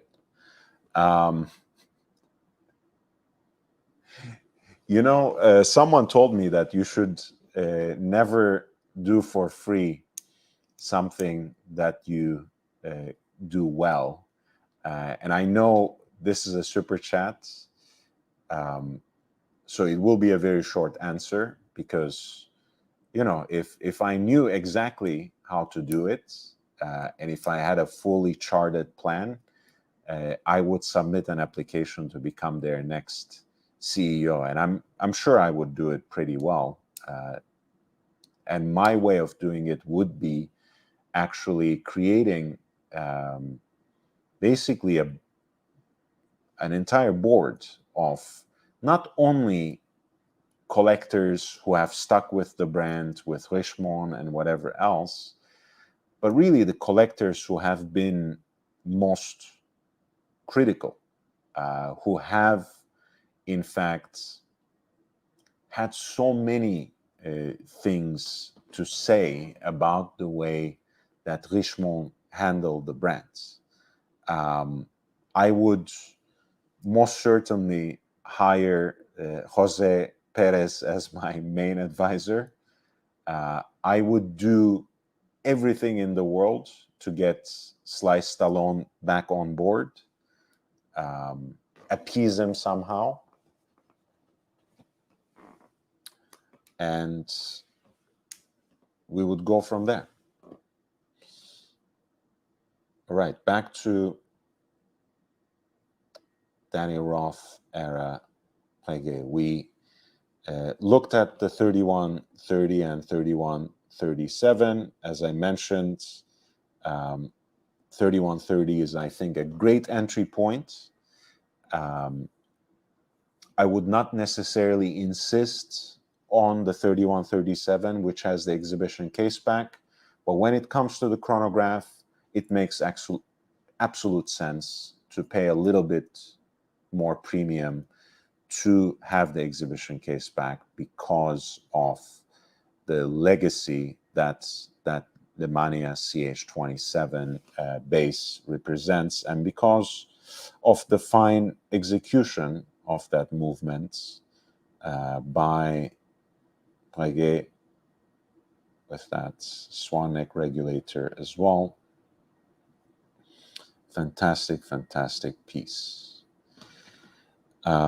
Let's look at the 3330 as well, which is something that I didn't necessarily hunt for. Once again, by the way, yellow gold examples are cheaper if you're looking for a full set.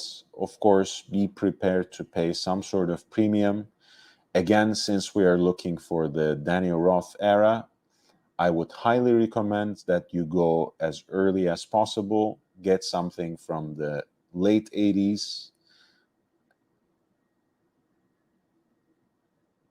I know it's technically the same, but if that distinction of Daniel Roth era is becoming important, and I think it will in the long-term future, it's best to invest in something that is, say, from 87, 88, 86, 85 than 95.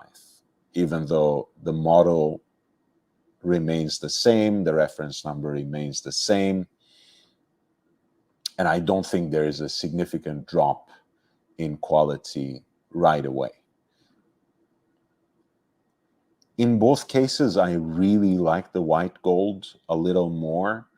It might be simply because it's rare and my mind is tricking me, but I feel there's just such a subdued elegance and maybe a slight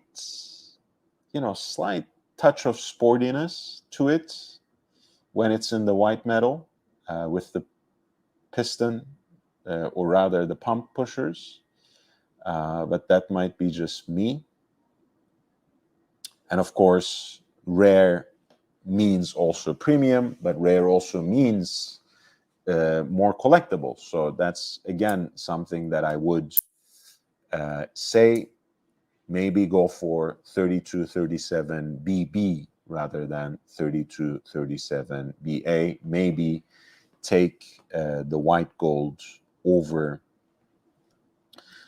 the yellow gold. The 3330, again, this is the implementation of pocket watch number 4579 for the wristwatch era.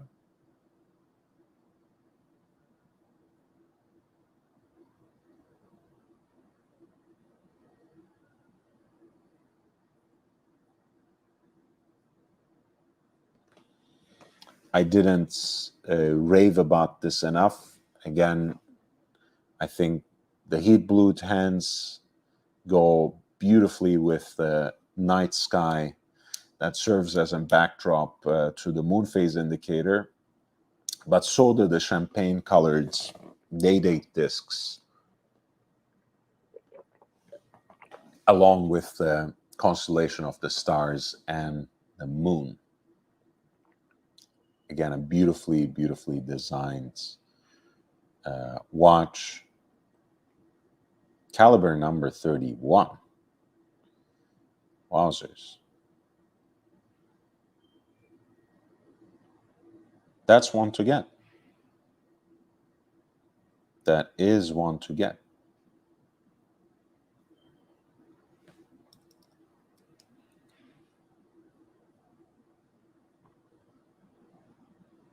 Early.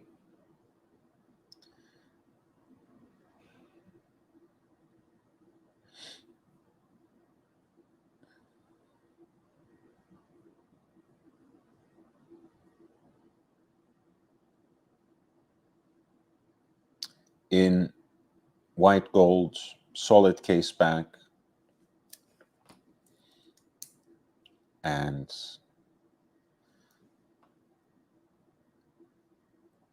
in a good condition, unpolished, with the matching deployant clasp, and fire sale pricing.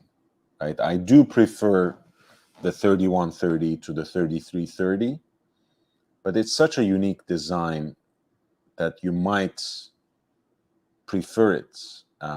In a way, it's more balanced. In a way, it's more symmetrical compared to the 3130. And of course, there's also an exhibition caseback version, the 3137.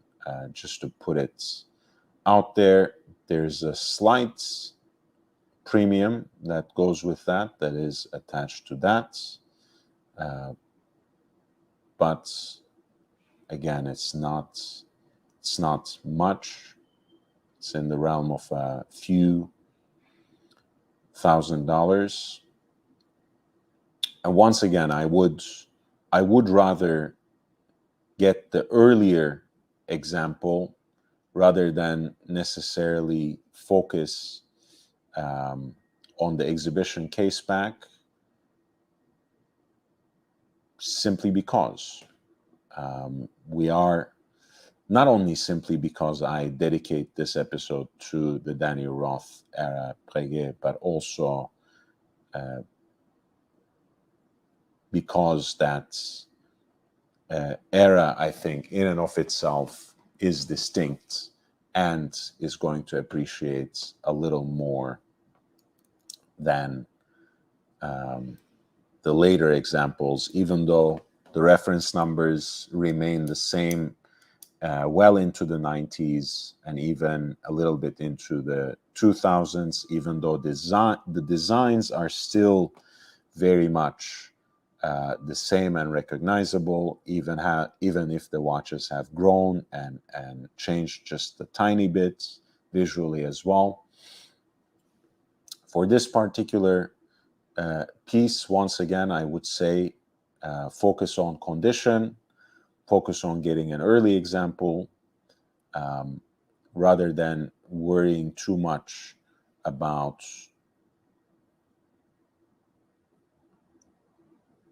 getting an exhibition case back or not. This, by the way, is the 3337, and that is the same Frédéric Piguet caliber 71 with an open worked oscillating weight and the floral design details, floral engravings on the bridge plates, as well as the open worked oscillating weight of the movement. This is something from right around 1990, so once again, it's right on the precipice. So I would much rather get the white gold caliber 31 rather than this, which has the exhibition case back. It's beautiful. It has the premium that goes with it, but why get that when you could get something as beautiful as this in white gold with the solid case back, but something that's very distinctly belongs to that early period.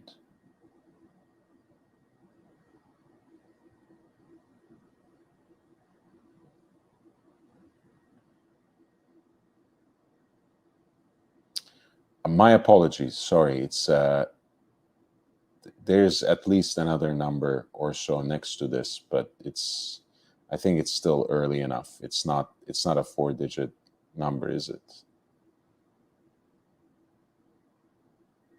Oh no, it is. I'm so sorry, guys. This is actually not caliber 31 at all. It's clearly a 4-digit. So I do apologize. If you are looking into the early period, it should be something certainly before 2000s, and probably distinctly, possibly 3 digits, I think would be more safe bets in the absence of papers that can definitively prove otherwise.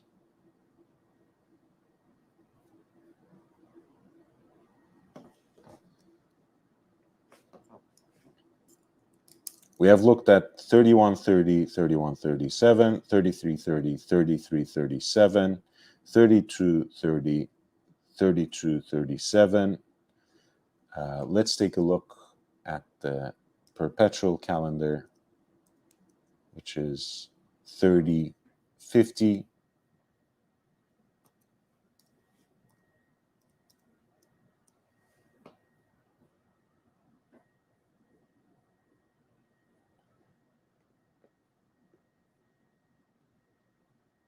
Of course, there is the 3057 as well for the exhibition case back, and we might take an example on that as well. But as you can see, as we go more complicated, things can get a little more niche, a little less easy to find. So a lot of times your hunt for something like this, especially if you are looking for a specific time period, as we are now, is going to be somewhat extended one, right? You will have to be very patient. You'll have to bide your time. And you will have to learn to wait eventually.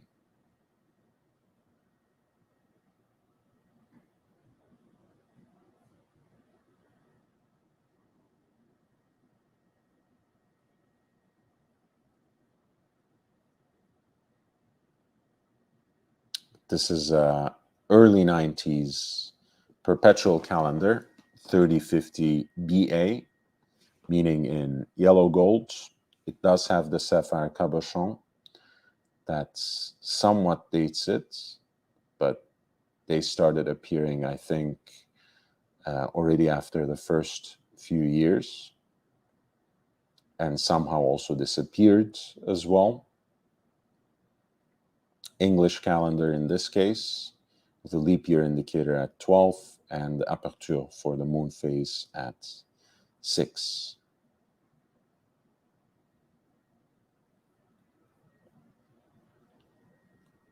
Very beautiful perpetual calendar, perfectly balanced presentation.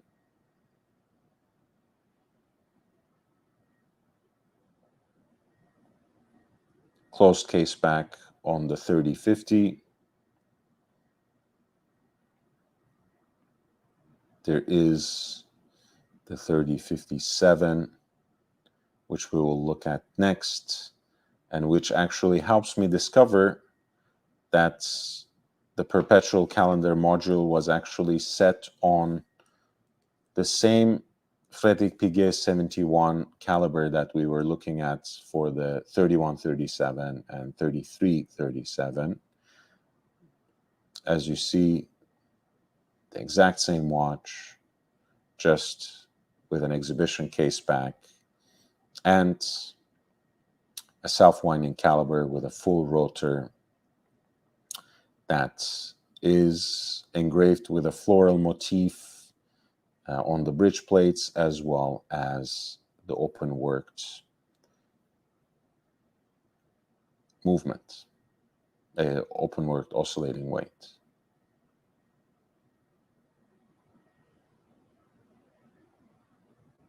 Yeah, I don't they should hire Jose in some capacity. That's for sure. I think Periscope could,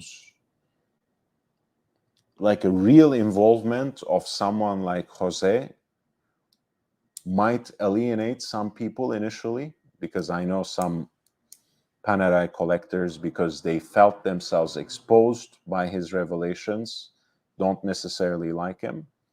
But in longer term, it can restore trust in that brand in the same way that Fred Mandelbaum restored a lot of the street cred, really, and collectors' respect that Breitling has been looking for in vain for decades. That was one of the first things that Georges Kahn did, right? He came from Richemont, took over the CEO position, and almost immediately reached out to watch Fred Mandelbaum, who was one of the most prominent collectors of vintage chronographs, and most certainly of Breitling as a brand as well.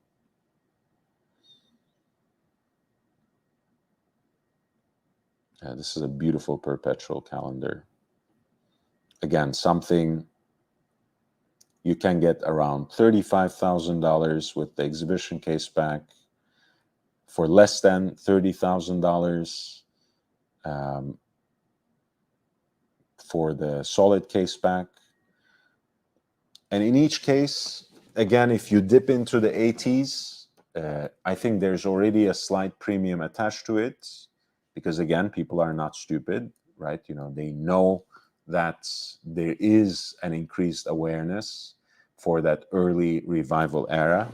They know that people are more and more familiar with what Daniel Roth did, not only on his own, but also with the Breguet under the ownership of the Chaumet, brothers Chaumet. But that's something to look at again. And I think, once again, I single out the 3237 as the chronograph for the exhibition case back. I think that's the one to get when it comes to 3130, when it comes to 3330, when it comes to 3050. I think you should, of course, always prioritize condition, because we are looking for a particular time period, namely 75 to 88. To have the papers would be the next thing I would be looking at. Box, full set, that could be great. But most importantly, something that you can date with some certainty before 88, or worst case scenario at that threshold. So we took a look at the two dress watches with the moon phase. We looked at the hand-wound chronograph, and we looked at the perpetual calendar. Next up is the 3350, which is the Breguet tourbillon, which down to its movements was conceived by Daniel Roth as a wristwatch. He actually collaborated with Lemania to design the caliber 387.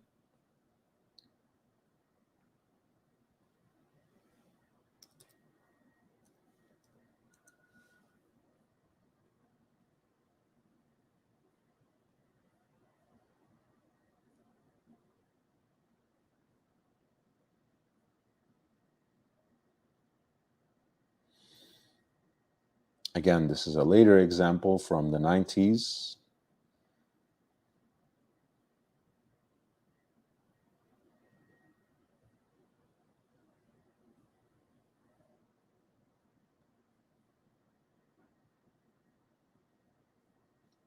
But it should serve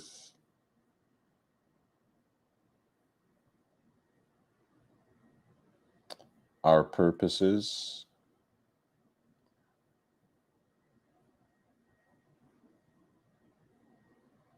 And as you can see, even this representation of the decorated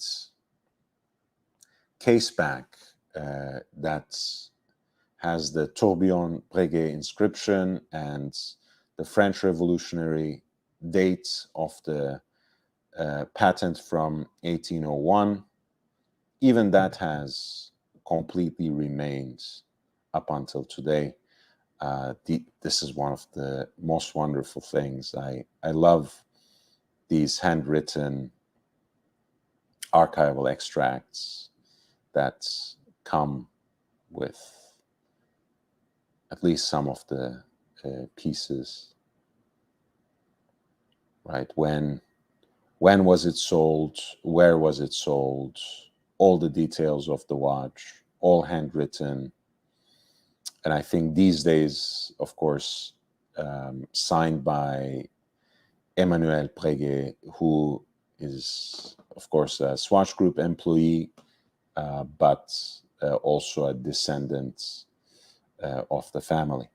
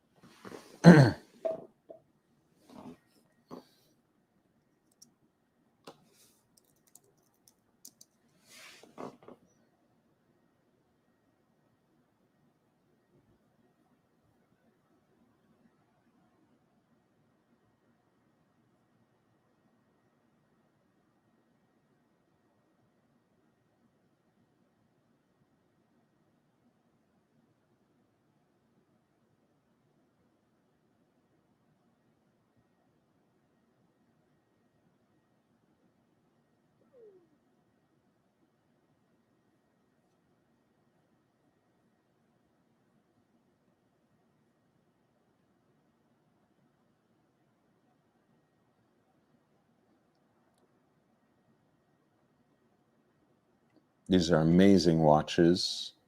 Again, compared to what you are getting, what it represents, Breguet Tourbillon, the first reference as conceived by Daniel Roth on a movement that was in fact designed by him, produced for him and for Breguet by Lemania caliber 387. I think it's really one of those tourbillons to get. And of course, Breguet made many, many others, and perhaps some visually more interesting ones, some that are even technically more advanced. But I think what this represents, both for the history of Breguet, but also for the revival of the mechanical wristwatch in the post-quartz era, is something quite remarkable.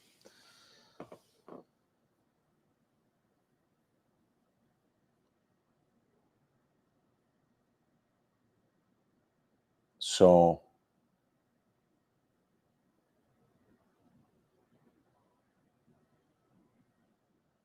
let's take a look. Pardon me. Let's start taking a look at some of the auction results. By the way, between 3350 and 3357, the difference is really the timeline and some cosmetic details rather than the exhibition caseback, as we have observed in some other reference points.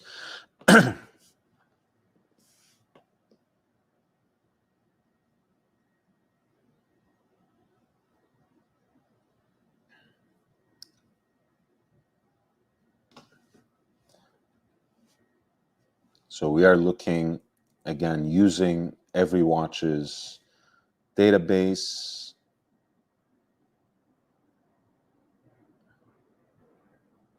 We're looking at some auction results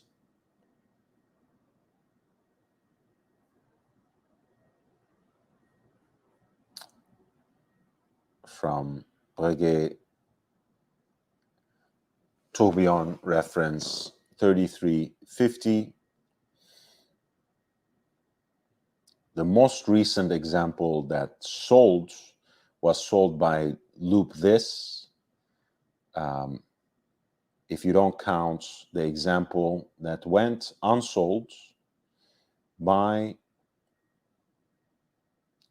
In Eichen, which was more recent in late September. Loop This sold at 3350 in yellow gold for a little over 30,000,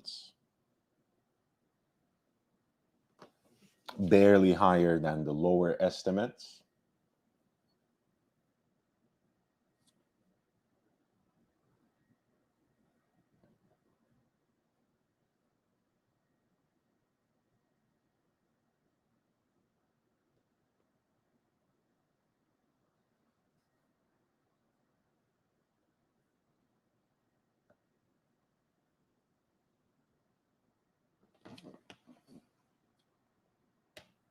Which again is an amazing grab for that price point.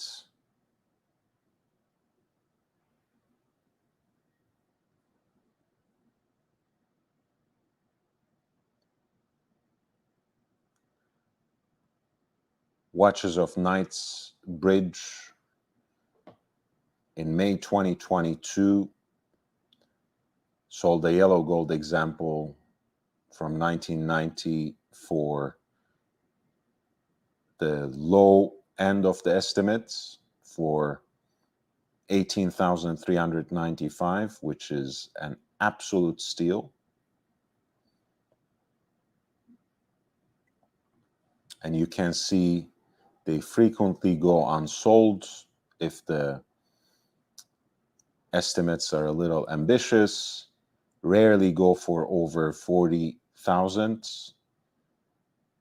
in yellow gold, and oftentimes much cheaper. Here's another one that was sold in 2021 by Christie's around 26, and that was in fact closer to the higher ceiling of the estimates.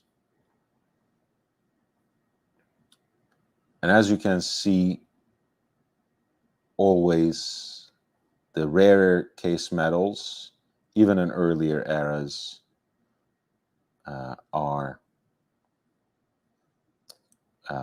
demanding a certain premium. This is a pink gold example that was sold by Antiquorum in 2015 for more than 43,500.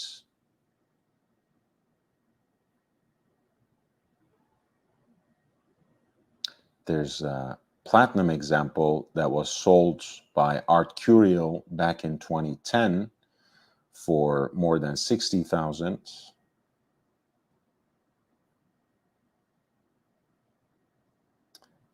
And the earliest example we see here is sold by Antiquorum in 1997. And this kind of confirms my theory that Breguet watches from that era and from the early 90s were much more popular, much more in demand in the 90s than they are now, decades after Swatch Group's acquisition. That should tell you everything you need to know about how they have been managing one of the most important legacies in the history of watchmaking. So you have Breguet Tourbillon reference 3350 in yellow gold, sold in Antiquorum in 1997 for almost 28,500.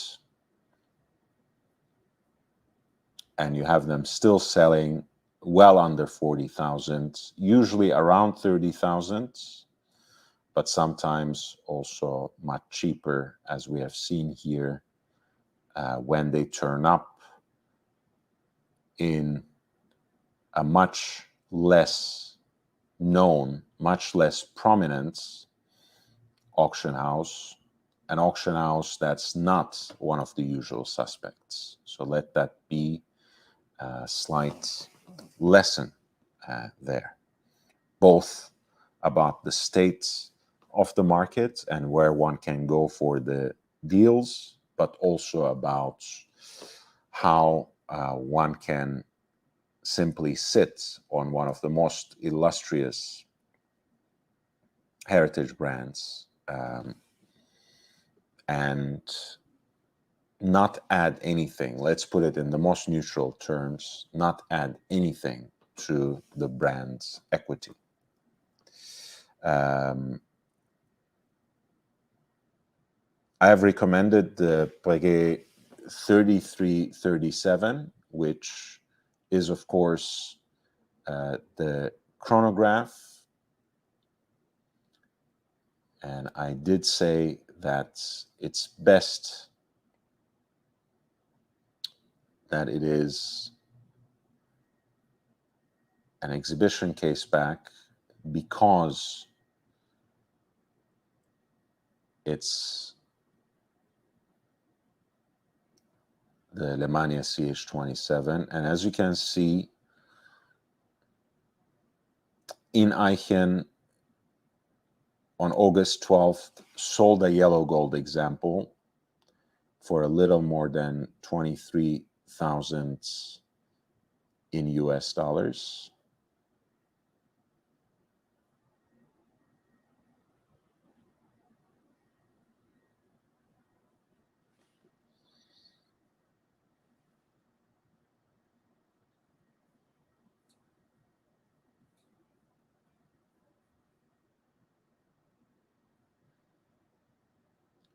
Again, this was a piece certainly coming from a later period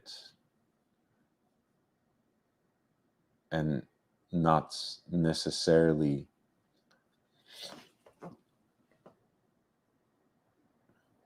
from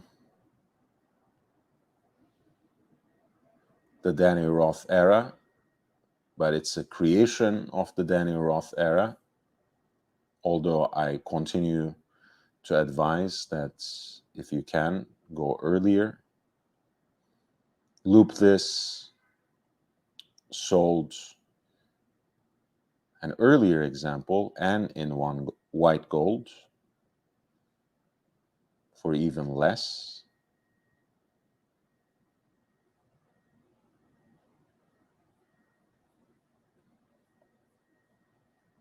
In March this year for 23,760 with the caliber number 2804. They dated it to roughly 1990.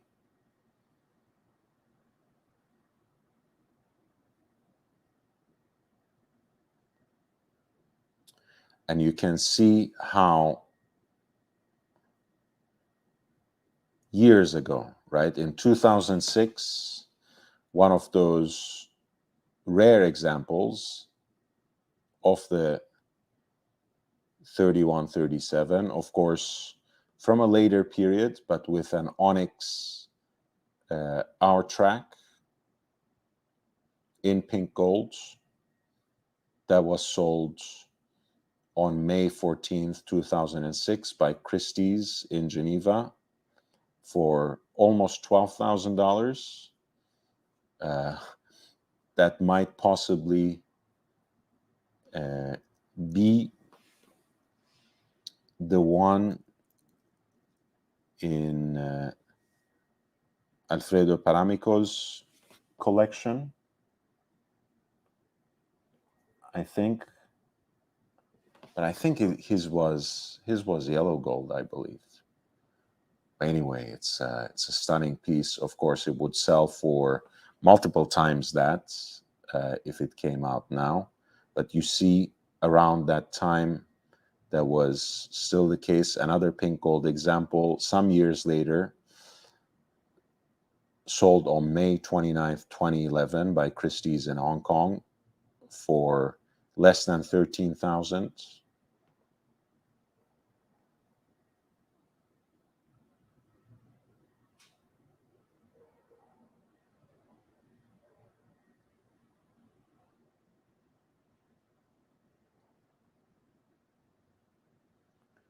You can see how a relatively early example in yellow gold sold by Antiquorum on May 14th, 2016 in Geneva for $76.89, a little more than $7,500. And you see how that was the price point at the time, right? 2016, 2018, they were lagging under 10,000. They were distinctly 4-digit watches in terms of the pricing. But even until last year, in 2022, you could grab one, again, not necessarily from strictly the Daniel Roth period, but a beautiful example of box and papers from 1994 from Sotheby's, who sold one in an online sale based in Italy for almost $16,000. But once again, the latest example, or the latest two examples, in fact, one in yellow gold, one in white gold, the white gold being an earlier piece, in fact, sold right around 23,000. So that's very important. I want to look, we also looked, I want to look at the perpetual calendar.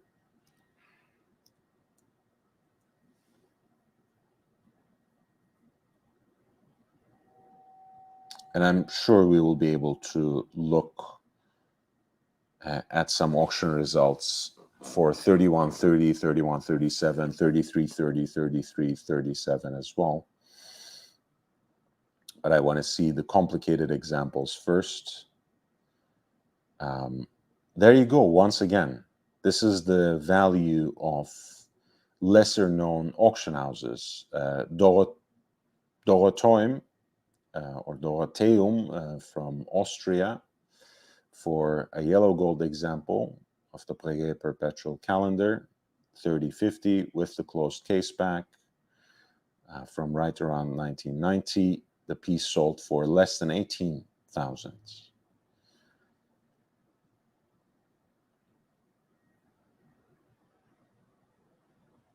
Christie's Hong Kong,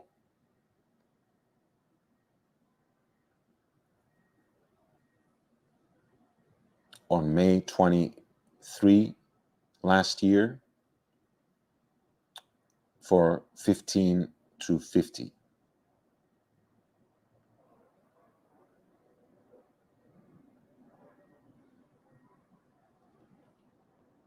In 2019, they were right around there or even less.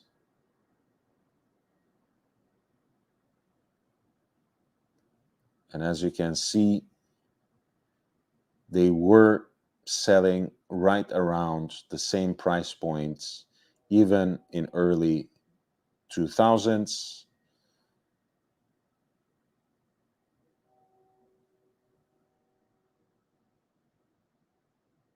Of course, a platinum example going for more than $36,000 already in November 2006. That should testify to their rarity. But as you can see, 10 years ago, they were still selling at the same price point, right around $20,000 on auctions, and not much has changed since then.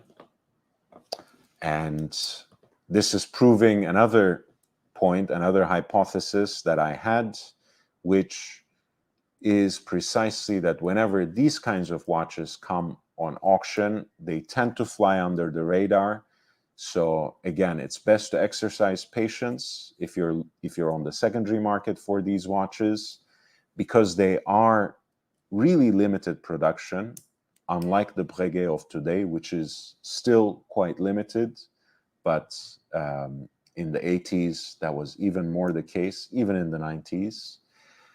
So when they come up on the secondary market, they might be listed for higher prices.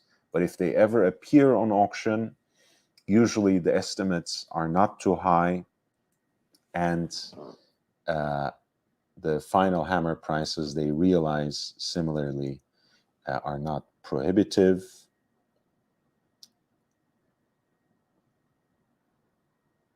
The 3057 is much more rare with the exhibition case back, the perpetual calendar with the exhibition case back.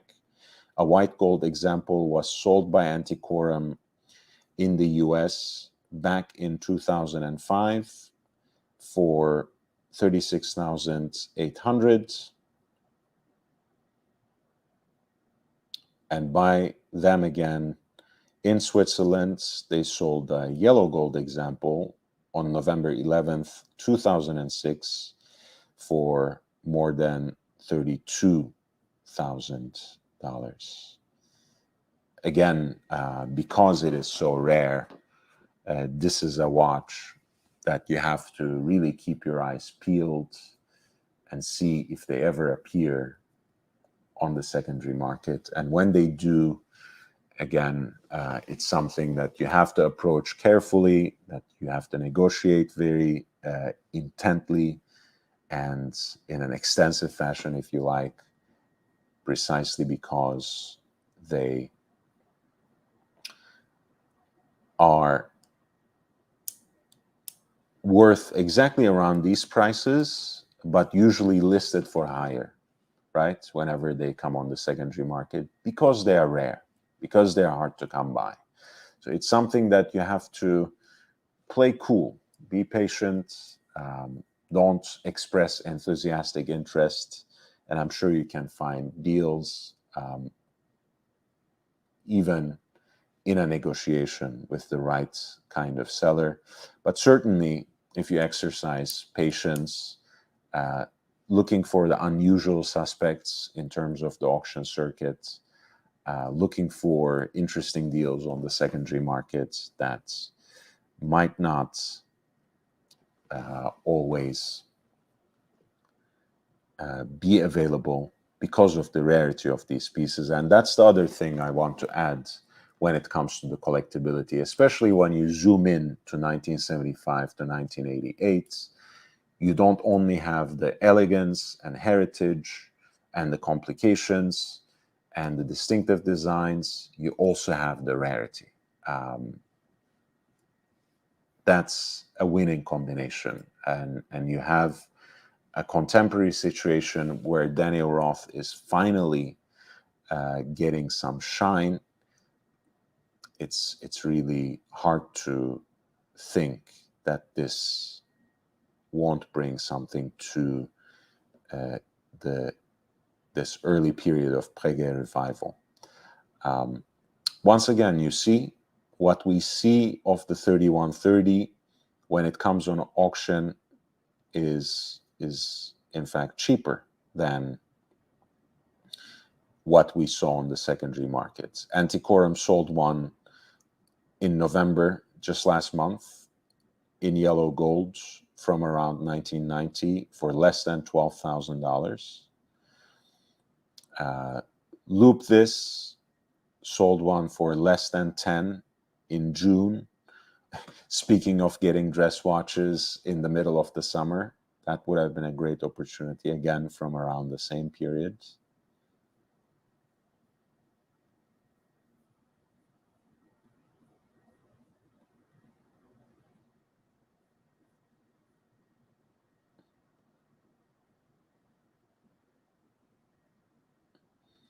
But otherwise, they seem to be trending right around the same price point, same price brackets, 13 to 15 in yellow gold, with the white gold examples being much more rare.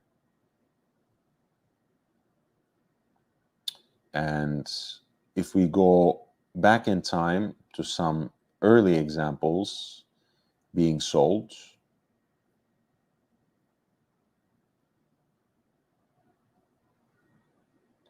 you see basically the same. In 1997, Antiquorum sells a yellow gold piece for right around $12,000. And of course, when the rare platinum example comes on the market, again sold by Antiquorum in 2002, month of April, for more than $32,500.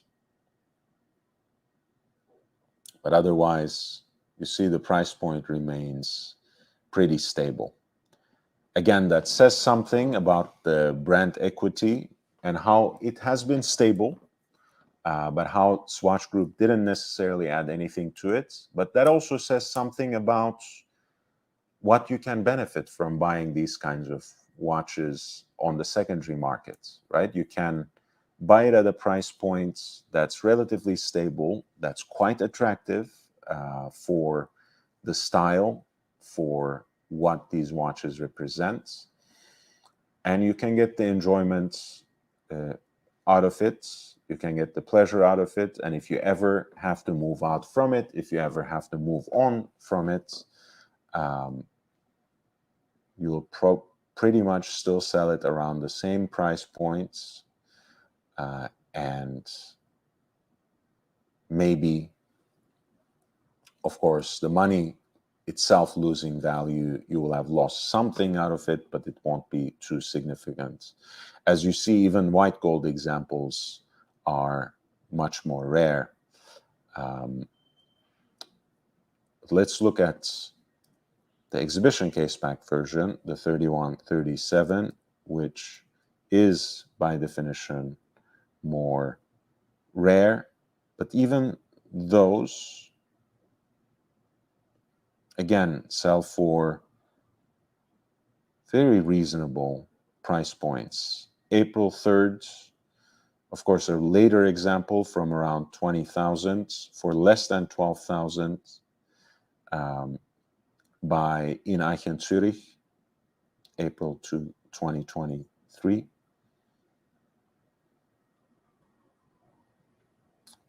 A yellow gold version by Antiquorum in Monaco, again from around 2000, sells for 14. By Doyle in the US, around a year ago, a yellow gold example sells for 12,500.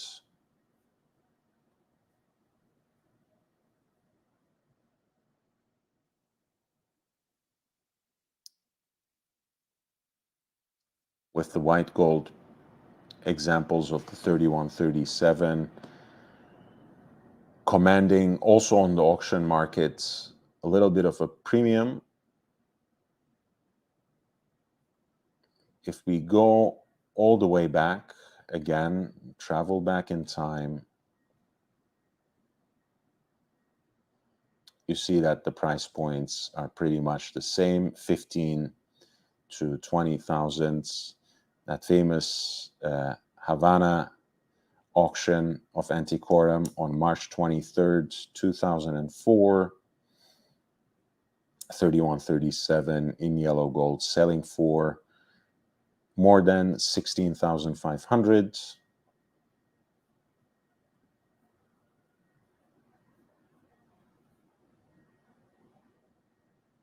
Christie's in Geneva selling a white gold example for almost 20,000 on May 14, 2006.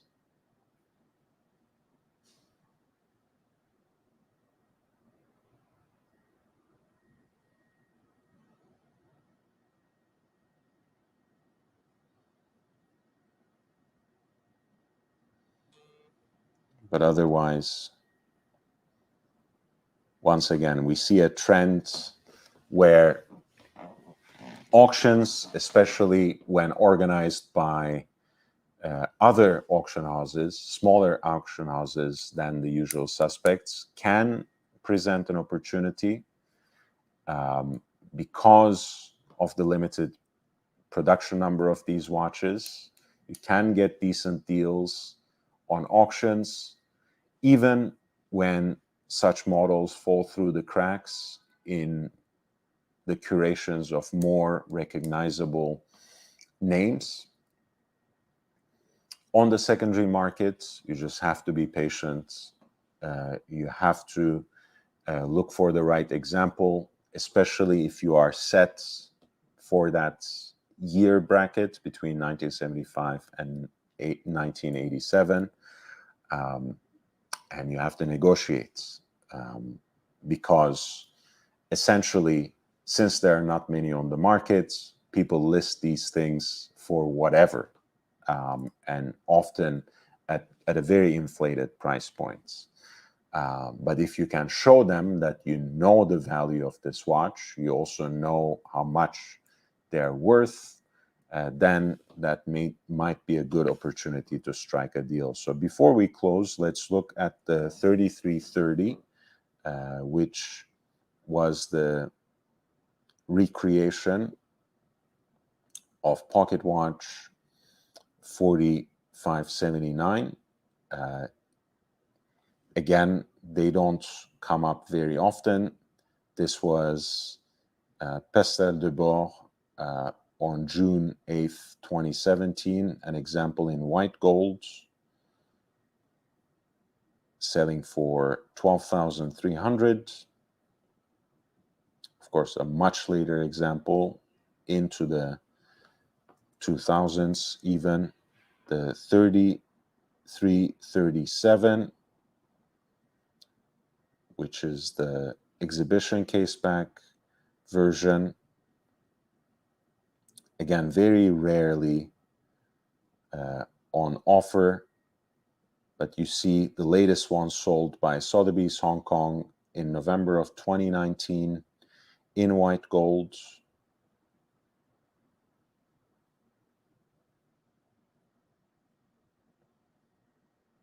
For a little more than 11,000. Again, a later example, almost year 2000 by production.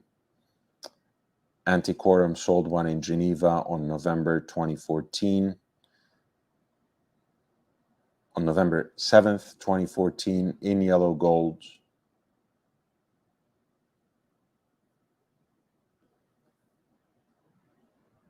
An early example, however, for a little more than 14,000.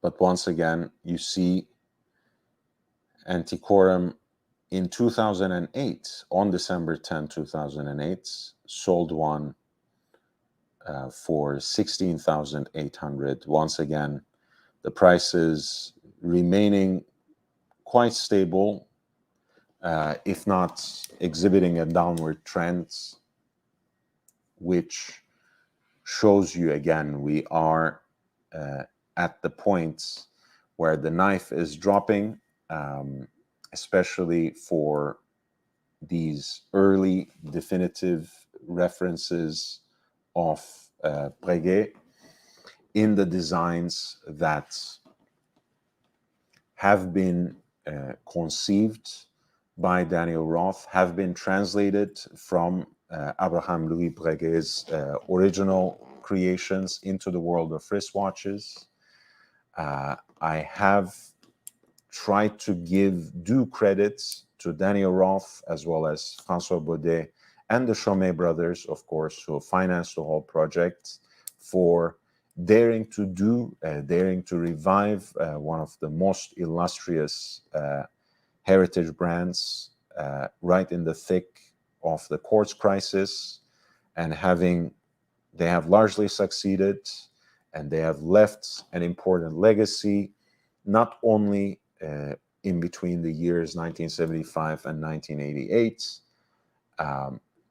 Their legacy has been transmitted to Daniel Roth's own brands, which has become now, in retrospect, a cult success and revived most recently by Louis Vuitton under the premises of their La Fabrique du Temps. But I've also made the argument throughout that, in fact, the aesthetic codes and the horological choices and innovations of that were pioneered by Daniel Roth have in fact been quite definitive for high horology at large, but specifically independent watchmakers in our time.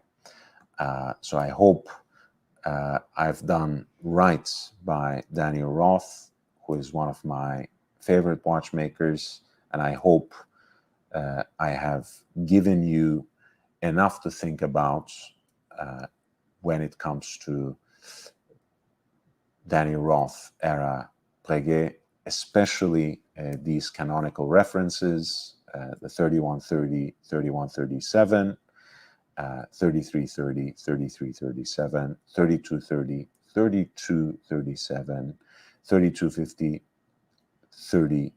3050, 3057, and finally 3350, which is the crowning achievement, the tourbillon wristwatch, with even the movements designed by Daniel Roth, produced by Lemania, the caliber 387, which Daniel Roth carried over to his independent brand as well, and which made a very important statement, a statement that resonates today about the importance of dynamism, romanticism, and artisanship in the world of mechanical watchmaking. Once again, thank you so much. Thank you for staying with me for these 3 hours. Please hit the like button on your on your way out. Once the live show ends, please leave some comments. It can be something very simple. It can be something very encouraging. It can be a question. It can be suggestions for future episodes of this sort. It can be questions about something I said, asking for a point of clarification. It really does help me. I want to thank for people who very generously super chatted: Thomas Burnett, and Ali Reza, who has also been a member since the membership program started. So I really appreciate that. I love you all. Again, please hit the like button on the way out. I'll be with you, I think I'll try to be with you on Thursday. If not, I'll most certainly be with you on Friday. You guys know I take off Wednesdays. Once again, make sure to subscribe if you are just coming by the channel. If you want to help me, please share the link with all your friends, all other watch enthusiasts and collectors you know. I would love to reach 2,000 subscribers here on YouTube or 2,000 followers on Instagram before the end of the year. It might be unrealistic, but with a little bit of push, with a little bit of your help, it can most certainly happen. I am on the edge, although with my usual pace of growth, it's not something that's likely to happen. I would still appreciate it.